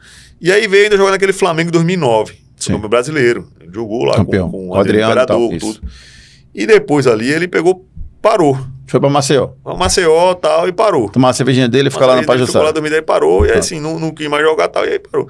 E aí chegou a informação, o Denis tá parado. Você lembra quem foi que te disse? Paulo Sérgio, cara, perto dele. Chegou um convite, mas assim, todo mundo ressabiado, os outros clubes com medo, Pra saber se ele queria mesmo, né? Porque podia ser assim. E aí, assim, tá aqui perto, o cara... Eu achei, vamos abraçar o cara, né? Maceió, pertinho, 4 horas de carro. Aí chegou, cara, quando chegou, me lembro que ele mandou até um... Ele veio aqui ou tu fosse lá? Não, foi uma pessoa buscar ele, uma pessoa nossa foi buscar ele. E quando ele desceu, eu recebi logo na entrada ali na grade ali, onde sobe, pra sala de imprensa. Que também é a entrada do departamento de futebol do Santa ali. Aí quando ele desceu do táxi, sabe, irmão, o cara... Eu falei, cara, isso não é Denis não, porque assim, eu vi o cara sequinho, eu esperava o cara, 1 ano e 8 meses sem jogar, eu esperava o cara gordo, fora de forma, papudinho como o chão, né? Aí o cara, depois eu falei, pô, já, uma boa impressão, né? E aí, chegando, o cara rediu, e aí a gente foi... Eu acho que com o tempo ele foi conquistando todo mundo, daquele jeito dele, né? Então ele passou... Ele chegou desconfiado, né? Totalmente, né? Totalmente. Em qualquer clube que ele chegasse, chegaria desconfiado. Mas aqui, aquela coisa de pagar, e ele veio assim, não vou nem falar da questão salarial, porque foi muito abaixo do que... Foi muito melhor pro Santa. E aí chegou já o pessoal do departamento físico, vamos fazer um trabalho específico com ele e tal, precisamos de uns 50 dias para poder fazer, colocar ele em forma e tal. E aí ele comprou a briga, velho. Ele comprou a briga, então ele chegava cedo, ele se determinava a fazer os trabalhos. Agora, assim, se a gente fosse querer ter tudo do cara, ele não tava, com todo respeito ao trabalho da gente, e o Santa, o momento dele era muito bom. Sim. Tecnicamente. Ele era acima, todo mundo. Era acima total. Então, assim, reconhecer isso. Então, não era uma concessão única. Era coisa de entender o cara. Se ele estava aqui, na condição que estava, podendo ganhar muito mais que qualquer outro clube, a gente também tem que entender o lado do cara. Mas então, ele pediu, então. Ele disse, eu quero... Ele pediu, não, eu falo assim, pô, quando for segundo eu trabalho... E aí, eu volto na terça. Volto na terça. E eu ficava nesse meio campo, às vezes, rapaz, deixa o homem aí. E a imprensa não entendia, não. A imprensa assim, mas o cara resolvia, ele metia gol. Ó, eu tenho um fato aí de um cara que entrou lá, assim, ele botava os outros lá, que treinava pra caramba, que no treino chegava de 5 horas da manhã, rezava pra caramba, fazia, e não fazia gol. O cara lá do jeito dele, lá de casa. Eu até brincava com o Renatinho, acho que de 20, e ele acertava 19, é sério, era uma coisa assim, mais de surreal, né? Mais de 90% de aproveitamento. Do jeito que chegava, ele chapava a bola, entendeu? Então, assim, o cara tinha tem um talento, tem esse dom de jogar. É claro que tem essas... conceder... Aí no primeiro jogo faz 3 gols. Ele entrou contra o Porto, fez 3 gols. E aí, assim, não é você diminuir o clube para poder receber o cara. A gente precisa entender coletivo. E assim, aí é gestão de grupo. Chegava pro grupo, ó, vocês querem ter o cara. O próprio grupo dizia, não, deixa ele descansar para ele vir com tudo. Então, assim, isso é um entendimento do grupo. Você não podia chegar lá e botar a goela abaixo. E aí teve um fato até... que Marcelo, numa coletiva no Carnaval de 2013, ele falou, cadê ele? Quando ele não chegou não, porque ele falou, não, foi o negócio da escola da minha filha, fazer matrícula, fico se lembra. Mas, porra, o cara tava resolvendo a bronca. Aí Marcelo tirou ele e acabou se vendendo para resolver. Então, assim, era entender aquilo, sem agredir o grupo, e evidentemente eu também me coloco no lugar do treinador que precisa ter o comando. Porque você pode não é uma coisa solta, é uma concessão, vem cá, tu me ajuda aqui, eu te ajudo ali, às vezes precisa. E se ele para de resolver, ele vai ser questionado, pô. Aí ele tá só trazendo mais responsabilidade pra ele. Sim. Então, pra mim era uma coisa de desafio, vem cá, tu vai lá, agora tu chega lá, tem que resolver. Isso acontece. Ele resolvia, porra. Ele resolvia, ele chegava e resolvia, metia gol e tal, entendeu? E se você... Ele fez gol no final dentro aí, né? Tem outro fato interessante, 2 fatos interessantes dele, assim, que... Aquele gol de Caça-Rato na ilha, ele tinha trabalhado com o Caça. Ele falou assim, ó, ele falou, e Caça-Rato pode assumir isso. Ele deu o drible e fez daquele jeito e finalizou por confiança de Denis no treino. Denis bem que orientou ele. Orientou, passa, vem pra cima, atropela. Então, assim. E aconteceu no jogo, porra. E outra coisa, ele tem um fato curioso, que em 2013, quando a gente tá indo pro jogo que era a final na ilha, né? Do tricampeonato lá. Ali foi o gol de... Foi o que foi de Sandro Manuel. Foi Caça-Rato Sandro Manuel, 2013. Sim. Aí quando ele me chamou e Caça, aí falou assim, pô, a gente ia concentrar na sexta. Aí chamaram assim na quinta-feira, então, pô, bicho, a gente não queria concentrar não, vamos concentrar aqui no Arruda. Sexta é o jogo. Sexta do jogo. A gente ia concentrar no hotel em Boa Viagem, aqui na Avenida, na sexta. Aí na sexta, tá. Sexta pro sábado, sabe? Depois do tempo da sexta ia concentrado. Aí jantava no hotel, ia pro Arruda, fazia o treino do sábado, né? O recreativo e tal, e voltava. Aí falou, pô, a gente quer ficar aqui, velho. Porque aqui a gente fica em casa, senta lá no hotel, o cara fica tirando foto, a gente sobe e desce elevador, não sei o que, vamos ficar aqui. Queria ficar no hotel, eles queriam. Não, foi no Arruda. Quer ficar no Arruda, certo. E algum jogador queria no hotel, tal, o Marcelo. Sim. E aí? Aí eu disse, pô, mas se vocês ficarem aqui na rua, a gente vai ser campeão. A gente vai ser campeão, pô. Que a gente vai pra lá com tudo e tal, a gente fica aqui. Porque ele queria ficar ali com a resenha do funcionário, com o negócio ver jogador sentado ali na escada ali. Ali naquela resenha. Aí assim, eu disse, porra, eu fiquei aquilo ali na cabeça. Falei, porra, então. Vou botar aqui. Aí cheguei na sala do treinador, né? E bati lá. Aí o Marcelo diga, eu falei, ó, Marcelo, estamos com uma bronca aí. Eu falei, qual foi? Cara, a gente não pode ir pro hotel, não. Porque se a gente for pro hotel, vai tirar o dinheiro do bicho. Porque não tem mais dinheiro e tal, o negócio tá apertado aí. Aí ele falou, pô, mas como assim é final? Eu falei, não, Marcelo, é melhor ficar aqui, a gente conversa e tal.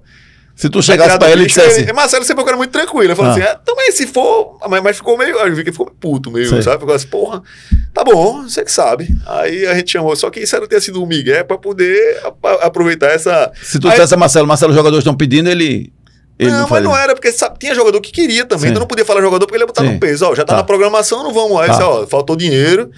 E a gente sempre fazia um bingo, fizemos um bingo sábado. Aí, inclusive, assim, aí eu me motivei, que a gente saiu buscando, eu, João Mato, uma diretoria toda. Aí saiu, rapaz, saiu tanto do prêmio que pagava 3 hotéis do prêmio. Era televisão de 50 polegadas, era bicicleta de 21 a mais. Cara, tudo que a gente... E quase todo mundo saiu premiado lá, conseguiu o prêmio no bingo, na resenha lá. Então, assim, e aquilo ali foi... E os caras cumpriram. Então, assim, ter essa linha de cobrança, você dá numa mão e cobra na outra. Então, assim... E sempre a chance de ter reciprocidade é muito grande, Júnior, quando isso acontece. Vamos fechar nosso bate-papo, Tininho? Assim, tá muito agradável, a gente ficava 2 horas aqui. Vamos embora, foi até amanhã a gente fica. É muita coisa. Tô de boa. Até amanhã a gente fica. É fantástico, fantástico. Tininho, vou fazer algumas perguntas para você me responde aí, com o que você pensa, pra gente fechar esse nosso bate-papo aqui, tá? Vamos lá. Um jogo inesquecível para você. Um jogo inesquecível foi a final de 83. Tenho 4 anos de idade, assim, era muito, assim, isso da minha infância, aquele retrato. 83 foi do Supercampeonato, foi? Supercampeonato, tinha 4 anos de idade, entrei com o Birigui, né, que eu entrei lá em mascote, e meu pai tava lá, então assim, aquela coisa daquela comemoração. Como também teve 93, que meu pai tava junto, então assim, esses jogos são marcantes nesse sentido de torcedor, né? Então desse meu lado torcedor, são esses 2 jogos aí que me marcam muito, 2 finais contra o Náutico e 2 títulos no Arruda. Um jogo pra esquecer. Porra, pra esquecer, cara. Você não queria, não. Esqueci, tem tantos, bicho. Tô agora me pegar. Se for um jogo pra esquecer, talvez o... Primeiro que veio à sua cabeça. Assim. Não, esse jogo aí de 2014 no Arruda, da falha do Sandro Meira-Hitiaga, foi esse jogo... Sabe um jogo que eu tava no Arruda, que Léo me levou, pra você ver como as coisas eram, e hoje não acontecem mais. A gente já tá na reta final do programa. Léo me levou para aquele Santa e Sport de 90. O segundo jogo foi no Arruda. Foi no Arruda. Com um gol de Mazinho, lembra? Mazinho Loyal. Que Paulo Vitor soltou no pé de Mazinho e Mazinho escorou. Eu tava naquele jogo atrás da barra. Eu era um meninote, 90, eu tinha... 90? Eu tinha 18 anos. Tava sentado do lado de Léo trabalhando, eu sentado atrás, e vi quando o Paulo Vitor vai e solta a bola, e o Mazinho sai gritando, porra, gol, porra, não sei o que, sai comemorando. E depois o Santa foi campeão, né, segurou o empate. Não, perdeu por 1x0 o gol de Glauco. De falta. Foi o jogo foi do turno. Esse foi 1x0 gol de Glauco, e aí foi para a prorrogação. E o Santa jogava pelo empate da prorrogação, teve aquela polêmica com aquele Mazinho botou uma bola na trave, foi uma bola travessão. Eu lembro, aquele jogo eu tava dentro do campo, não a final do Glauco eu tava na arquibancada. Aquele Mazinho deu um chute ali, a bola foi no travessão, uma bola... Isso, e lembro, e o primeiro, a vitória do Santa tava dentro do campo do lado de Léo. E o Arruda sempre fez parte, mas vamos lá, vamos seguir aqui. Eu queria que você falasse pra mim o maior jogador da história de Santa Cruz pra você. Primeiro que você viu jogar, vá. Que eu vi jogar. Facilitar, que você viu jogar. Que eu vi jogar. Que eu vi jogar como torcedor, né? Marlon. E que eu vi jogar, que trabalhou comigo, Denis Marques. Denis Marques. O Marlon, né, rapaz? O Marlon foi responsável por acabar a carreira de um lateral esquerdo do Sport, lembra? Foi, me lembro. Paulo Augusto, Paulo não sei o quê. Não. Luiz Paulo, uma coisa assim. Não, Paulo Pedro, não, já digo o nome dele. Quebrou foi cirurgia de coluna. Eu digo já o nome dele. Não, isso não foi isso não. Foi um jogo que ele foi contratado para marcar o Marlon, e Marlon acabou com ele jogando bola. Ele nunca mais assim. E foi demitido, veio do Goiás, o cara, um lateral esquerdo que veio do Goiás. Acho que era Paulo Alves, Paulo Luiz, Luiz Paulo, assim. Cara, foi 2x0, 2 gols de Marlon dentro da ilha. Joga muito. Esse jogo. E um jogo... Para você um jogador maior e o maior adversário, assim, que você já viu jogar, assim, o maior jogador que você já enfrentou, se esse cara jogava muita bola. Não, foi Leonardo.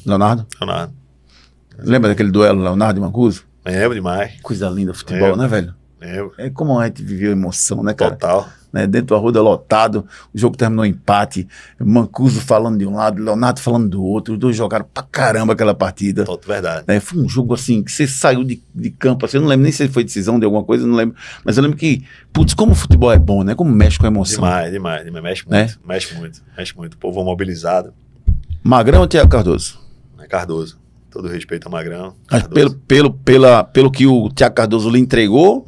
Não, ou assim, como goleiro como todo, você acha que ele é melhor? Assim, cada um tem sua história, né? E assim, Magrão tem sua trajetória bonita, depois tem uma história que ele construiu aqui na ilha, porque antes da ilha, inclusive quando chegou no esporte, chegou contestado, então tem uma história bonita aqui, né?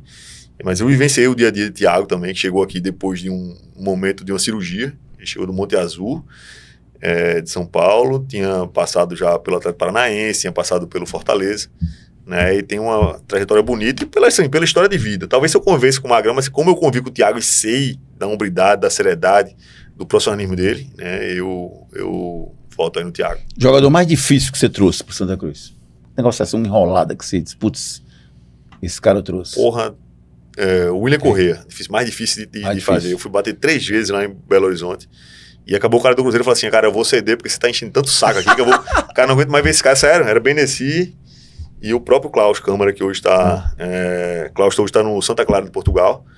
E aí os caras falam, porra, esse cara vem tanto aqui. Aí eu, terceira vez na Toca da Raposa, aí ele falou, ele de novo. Eu falei, caralho, ele falou assim, caralho, tu vem de Recife aqui, pô, terceira vez. Eu falei, porque eu sabia. E a gente tem aquela coisa de ver o William desde do Sampaio, que era um jogador que cadenciava, buscava, segurava jogo. Cara, esse cara é importante pra gente. E aí era difícil. E ele tava lá, o Cruzeiro não usava, tava usando pouco, tava encostado, mas assim, com salário alto, mas vamos fazer. E aí acabou o cara disse, bicho, tu viesse tanto, tu vai vencer pela persistência. Então, assim, talvez por essa história ficou marcada aí. Claro que tiveram, né, cada negociação é história, sim, mas essa foi bem peculiar. Maior arrependimento você tem, assim, de jogador que você trouxe que não jogou nada aqui? Se não quiser dizer, cara, porque nome você fica, né, muito... Tem tempo pra caramba, a verdade, assim, porque assim, futebol é você lidar... Não é bom, tentativa, erro acontece pra caramba. Sim. Agora, o que a gente faz é o seguinte, Júnior... Tem muito mal. É fazer o cara comprar a tua ideia. Sim. O cara comprar a ideia do clube, o cara se sentir ambientado. Então, às vezes, até o jogador, que ele é limitado, ele é imbuído de um objetivo... Se ele entregar, né? Ele acaba entregando, né? Então, assim, no mínimo ele não atrapalha. Porque você tem os caras que atrapalham, tem o cara que é, né, aquele mais ou menos ali e o que ajuda. Então, assim, você não pode deixar que esses caras aqui... tem a coluna do meio ali. Tem os que ajudam pra caramba e tem os que atrapalham. Esse do meio aqui, se isso aqui tiver muita força, ele vem pro lado de cá.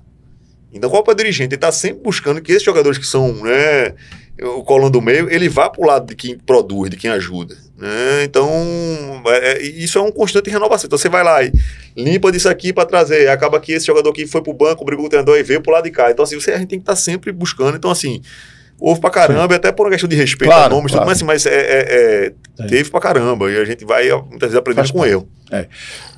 Família pra você, Tinho, o que representa pra você a sua família? Tudo, né, velho? Tudo. Porque eu acho que viver nessa loucura do futebol, né, a gente tira muito da família. E fala um pouco das 3 Marias na sua vida.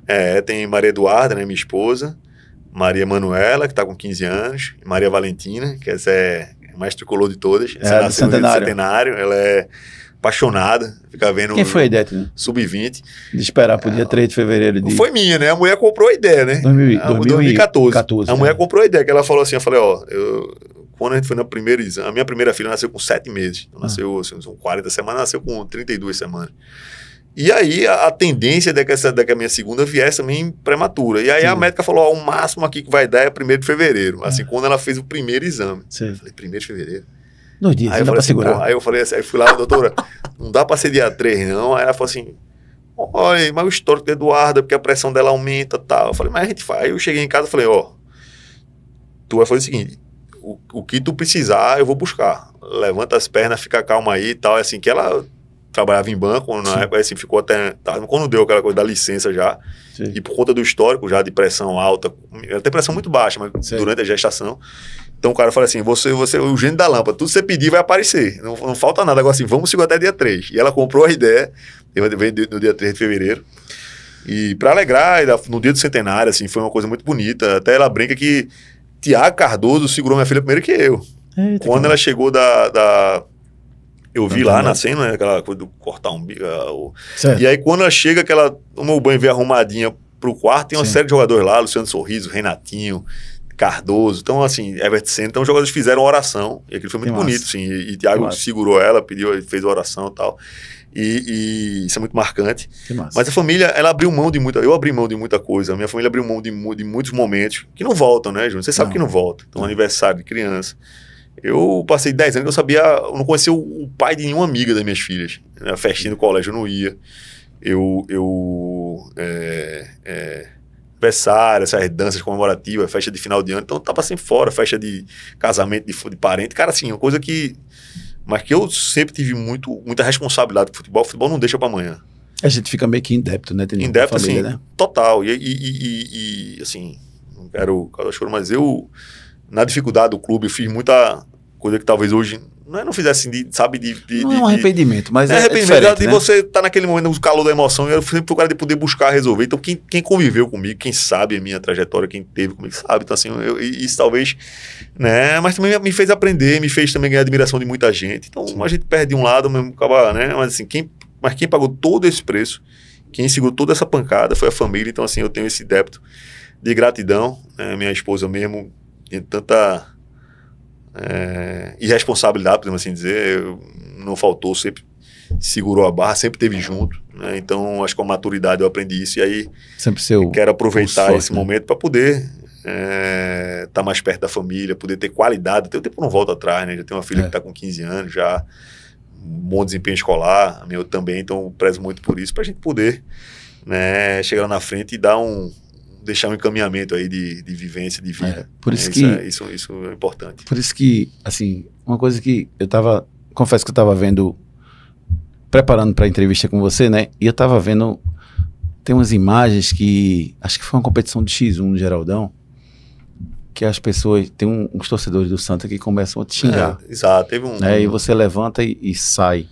Cara, eu fico tentando entender o que um torcedor, como é que ele pode ter ingratidão, um cara que entregou a sua vida pro Santa, que foi presidente em momentos bons, ruins, que entregou, que conseguiu grandes objetivos e mais, que você teve problema de saúde muito por conta disso. Então, cara, eu fico impressionado como o torcedor não é racional. Né? Hoje o mundo está muito polarizado, né? Então a gente tem essa maturidade. O próprio torcedor depois fez um vídeo, né, se desculpando e tal. Então, assim, aquela coisa do cara hoje querer lacrar, querer pegar o vídeo ali, vou mostrar que eu tiro onda, que eu faço. Então, assim, a gente tá num momento muito difícil. E ser gestor hoje até... tem pessoas que dizem assim, pô, eu não consigo nem ser síndico do meu prédio, então eu parabenizo sua coragem, sua altivez, né? Então, assim, eu realmente foi um momento difícil, mas que o tempo mostrou, e as pessoas viram aí, e nada como você tá correto. Na verdade, a gente sempre foi um cara assim que sempre aceitei muito crítica, sempre fui muito receptivo, assim, de coração mesmo. Então, assim, mas graças a Deus deixei esse caminho aberto com o profissionais de imprensa, então nunca tive, sabe? E soube absorver no momento certo as pancadas. Às vezes, quando eu podia, retornava, ó, não é bem assim, a história é essa e tal. Mas sempre olhando no olho, né, sendo verdadeiro, não falava por trás, não sacaneava, não pensava, não queria pro embate, porque às vezes era o desconhecimento da informação. Então, quando a gente tem pessoas que conhecem, o lado bom, quando as pessoas conhecem tua família, tua história, tua trajetória, e isso aí tudo muda. Então, eu sempre confiei muito nisso, né, em ter uma vida íntegra, uma vida de respeito. Né? Acho que gostar ou não, aí depende muito de cada um, mas o respeito ele tem que existir, né, para quem se doa. Então, eu aprendi, mesmo ex-dirigentes que eu simpatizava mais, ou que talvez não tivesse tanta admiração, mas só de sentar, isso independe do clube, porque assim, tem que ter muita coragem, nego, velho. Tem que ter muita coragem para segurar a pancada, para esperar, para abrir mão de tanta coisa. Então, assim, hoje, assim, eu acho que na hora... E o dirigente faz parte do jornalista, do cronista, ele criticar, ele fazer, mas assim, muitas vezes tem que se pensar. Né? E olha, quando eu digo, e eu tô falando não da crítica do lado profissional, da tomada de decisão, como gestor, mas muitas vezes extrapolava para o lado pessoal. Mas é o que dói, né? E entender isso é o que dói. Então, assim, mas já dizia o Mário Celso Petralha, né? O tempo é senhor da razão. Ele usa muito esse chavão, então o tempo mostra quem é o quê. Eu acho que eu pude, ao longo da minha trajetória, ao longo do meu tempo, mostrar, né, que as pessoas que tiveram esse gesto de ingratidão acabaram erradas, e assim, eu, de coração puro, aberto para perdoar e para, justamente, se puder sentar, conversar, explicar toda a história, a gente vai de coração aberto. Tininho, eu queria que você fechasse esse nosso bate-papo imaginando a seguinte cena. Você está aqui sentado, aí de repente entra aqui teu pai, olha para você, e você que foi presidente do Santa Cruz tanto tempo e conseguiu tanta coisa que você conseguiu, o que é que você diria para ele, Tininho? Muito obrigado por tudo, né? Muito obrigado por esse amor que você deixou, esse legado. Eu acho que, mesmo em momentos de dificuldade, eles servem de aprendizado. E aí, aqueles que são sábios, eles fazem disso um aprendizado. Né? E os hipócritas, eles, né, usam aquilo ali como desculpa para não evoluir. Então, eu busquei me entregar, eu busquei fazer o melhor muito por conta do que o senhor me ensinou. Então, muita gratidão, muito respeito à sua história, né? E eu quero ser um pouco do que ele não pôde nem mostrar tanto a mim, porque eu parti muito cedo. Sim. Então isso me fez também pensar em outras coisas, de poder estar mais próximo da família, essa tomada de decisão assim, sabe, Júnior, de dar uma desacelerada, né? Mas com muita gratidão, muito respeito, isso não pode faltar nunca. O amor pelo clube, o carinho, o respeito, o entendimento, estender a mão, mesmo para aqueles que não mereciam ou que não fizeram por onde, porque o tempo ele encarrega de mostrar, e eu passei muito por isso. Pessoas que criticaram, pessoas que falaram, pessoas que lançaram em verdade. E eu fui lá e estendi a mão. E aquele cara, mas eu falei mal de você. Não faz mal. Você está representando o clube. Então o clube é muito maior do que a minha história, Então entender isso, né, acho que o tempo mostra. Então eu queria agradecer muito a oportunidade que ele me deu, né, esse amor pelo clube, e tentei me entregar da melhor forma possível. E guarde no coração, porque você realmente fez muito pelo Santa Cruz e entregou a sua vida para o Santa Cruz, e tenha certeza que todas as suas conquistas ele estava lá olhando para você, junto de você e aplaudindo. Certamente. Tininho, presidente de Santa Cruz, que ficou na história do clube. Tininho, grande prazer, cara, bater esse papo com você. Muito bom. Eu costumo dizer que uma pessoa não é o que fala, a pessoa é o que faz. As atitudes mostram quem é a pessoa. E você é um cara que eu conhecia, né, de ouvir falar, e todas as vezes que eu tive qualquer tipo de relação contigo, suas atitudes mostraram quem você era. Em vários momentos até diferente do que me diziam. Porque muitas vezes as pessoas falam coisas diferentes. E suas atitudes sempre foram assim, muito corretas comigo. Eu me lembro que a gente se encontrou em Itu uma vez, e eu, não posso nem me chamar de repórter, porque eu não era. Eu estava na Nova FM, não sabia nem fazer as coisas direito, gaguejava para perguntar. E você, com toda a paciência, lá no dia da final, me recebeu no hotel. Cara, eu só tenho a agradecer toda a sua postura comigo, e eu sei que não foi só comigo. Foi com todas as pessoas que se aproximaram de você. Obrigado. Parabéns pela pessoa que você é. Que agradeço a oportunidade. Muito bom esclarecer, tirar um pouco a limpo do que a gente, né? O tempo às vezes é difícil de poder mostrar. A gente tem uma oportunidade dessa. Eu sempre estendi a mão para as pessoas que estavam começando, primeiro, não estou rasgando confete, que eu gosto muito do teu programa. Eu gosto muito de Ricardinho, tenho uma relação muito boa com o Ricardinho, desde que ele era molequinho. 83 mesmo. O pai dele estava lá, né? Um respeito muito grande por toda a história que o pai dele construiu. Tenho um carinho especial sempre que vou ao Rio, que posso. Né, Tomo café com ele lá no Design. Café no Rio Design, ele é o dono daquilo ali. Eu tenho para mim que ele é dono daquilo ali, é o escritório dele. Né? Então, assim, muito carinho, muito respeito. E assim, e aprender com pessoas como você, como seu irmão Léo, toda a bonita trajetória. Né? Acho que o futebol é isso, ele abre portas, então eu tenho muito a reclamar, assim, se eu não tivesse essa resiliência, assim, o futebol me deixou num momento difícil, eu fiquei distante da família, ao mesmo tempo me proporcionou coisas fantásticas. Faz parte. Conhecer lugares, conhecer muitas pessoas, né, de poder criar boas relações. Então você é uma dessas pessoas que eu guardo no coração. Obrigado, meu querido. Quase todo dia, estou te escutando, vou levar a molecada no colégio, vou sintonizar na Hits, você, a resenha, a forma que você recebe, né, que você abre espaço, né, para todo mundo interagir, sempre com alto astral, dá porrada quando tem que dar, faz as críticas necessárias, mas também reconhece, não é aquela coisa só cansativa. Tal. Então assim, muito bacana. Então a gente já começa o dia com alto astral quando eu estou te ouvindo. Obrigado por tudo, meu irmão. Obrigado. É mais fácil eu ver Tininho na Federação ou no Santa Cruz, mais à frente? Não, qual dos dois? Mais fácil. Não, qual mais fácil? Não, na UEFA, me bota assim. Na Liga, na UEFA, vai Portugal. Bota mais falar, exatamente. Que você esteja sempre no futebol pernambucano, porque você agrega para todos nós. Obrigado. Independentemente de ser Santa Cruz, você agrega para todo o futebol pernambucano. Obrigado. Obrigado, viu? Tamo grande junto, prazer. Tamo junto. Valeu. Você é o cara. E você acompanha a gente no Torcida Cast. Hoje um episódio para lá de especial com Constantino Júnior, ex-presidente do Santa Cruz, presidente da Liga do Nordeste, e nos encontramos num outro episódio aí em breve com outros convidados especiais. Se inscreve no canal lá na Play Hits TV e você já ativa o sininho das notificações para que sempre tenha um episódio novo, você receba o conteúdo para você, tá bom? Até uma próxima oportunidade. Valeu, galera. Um abraço. Tchau.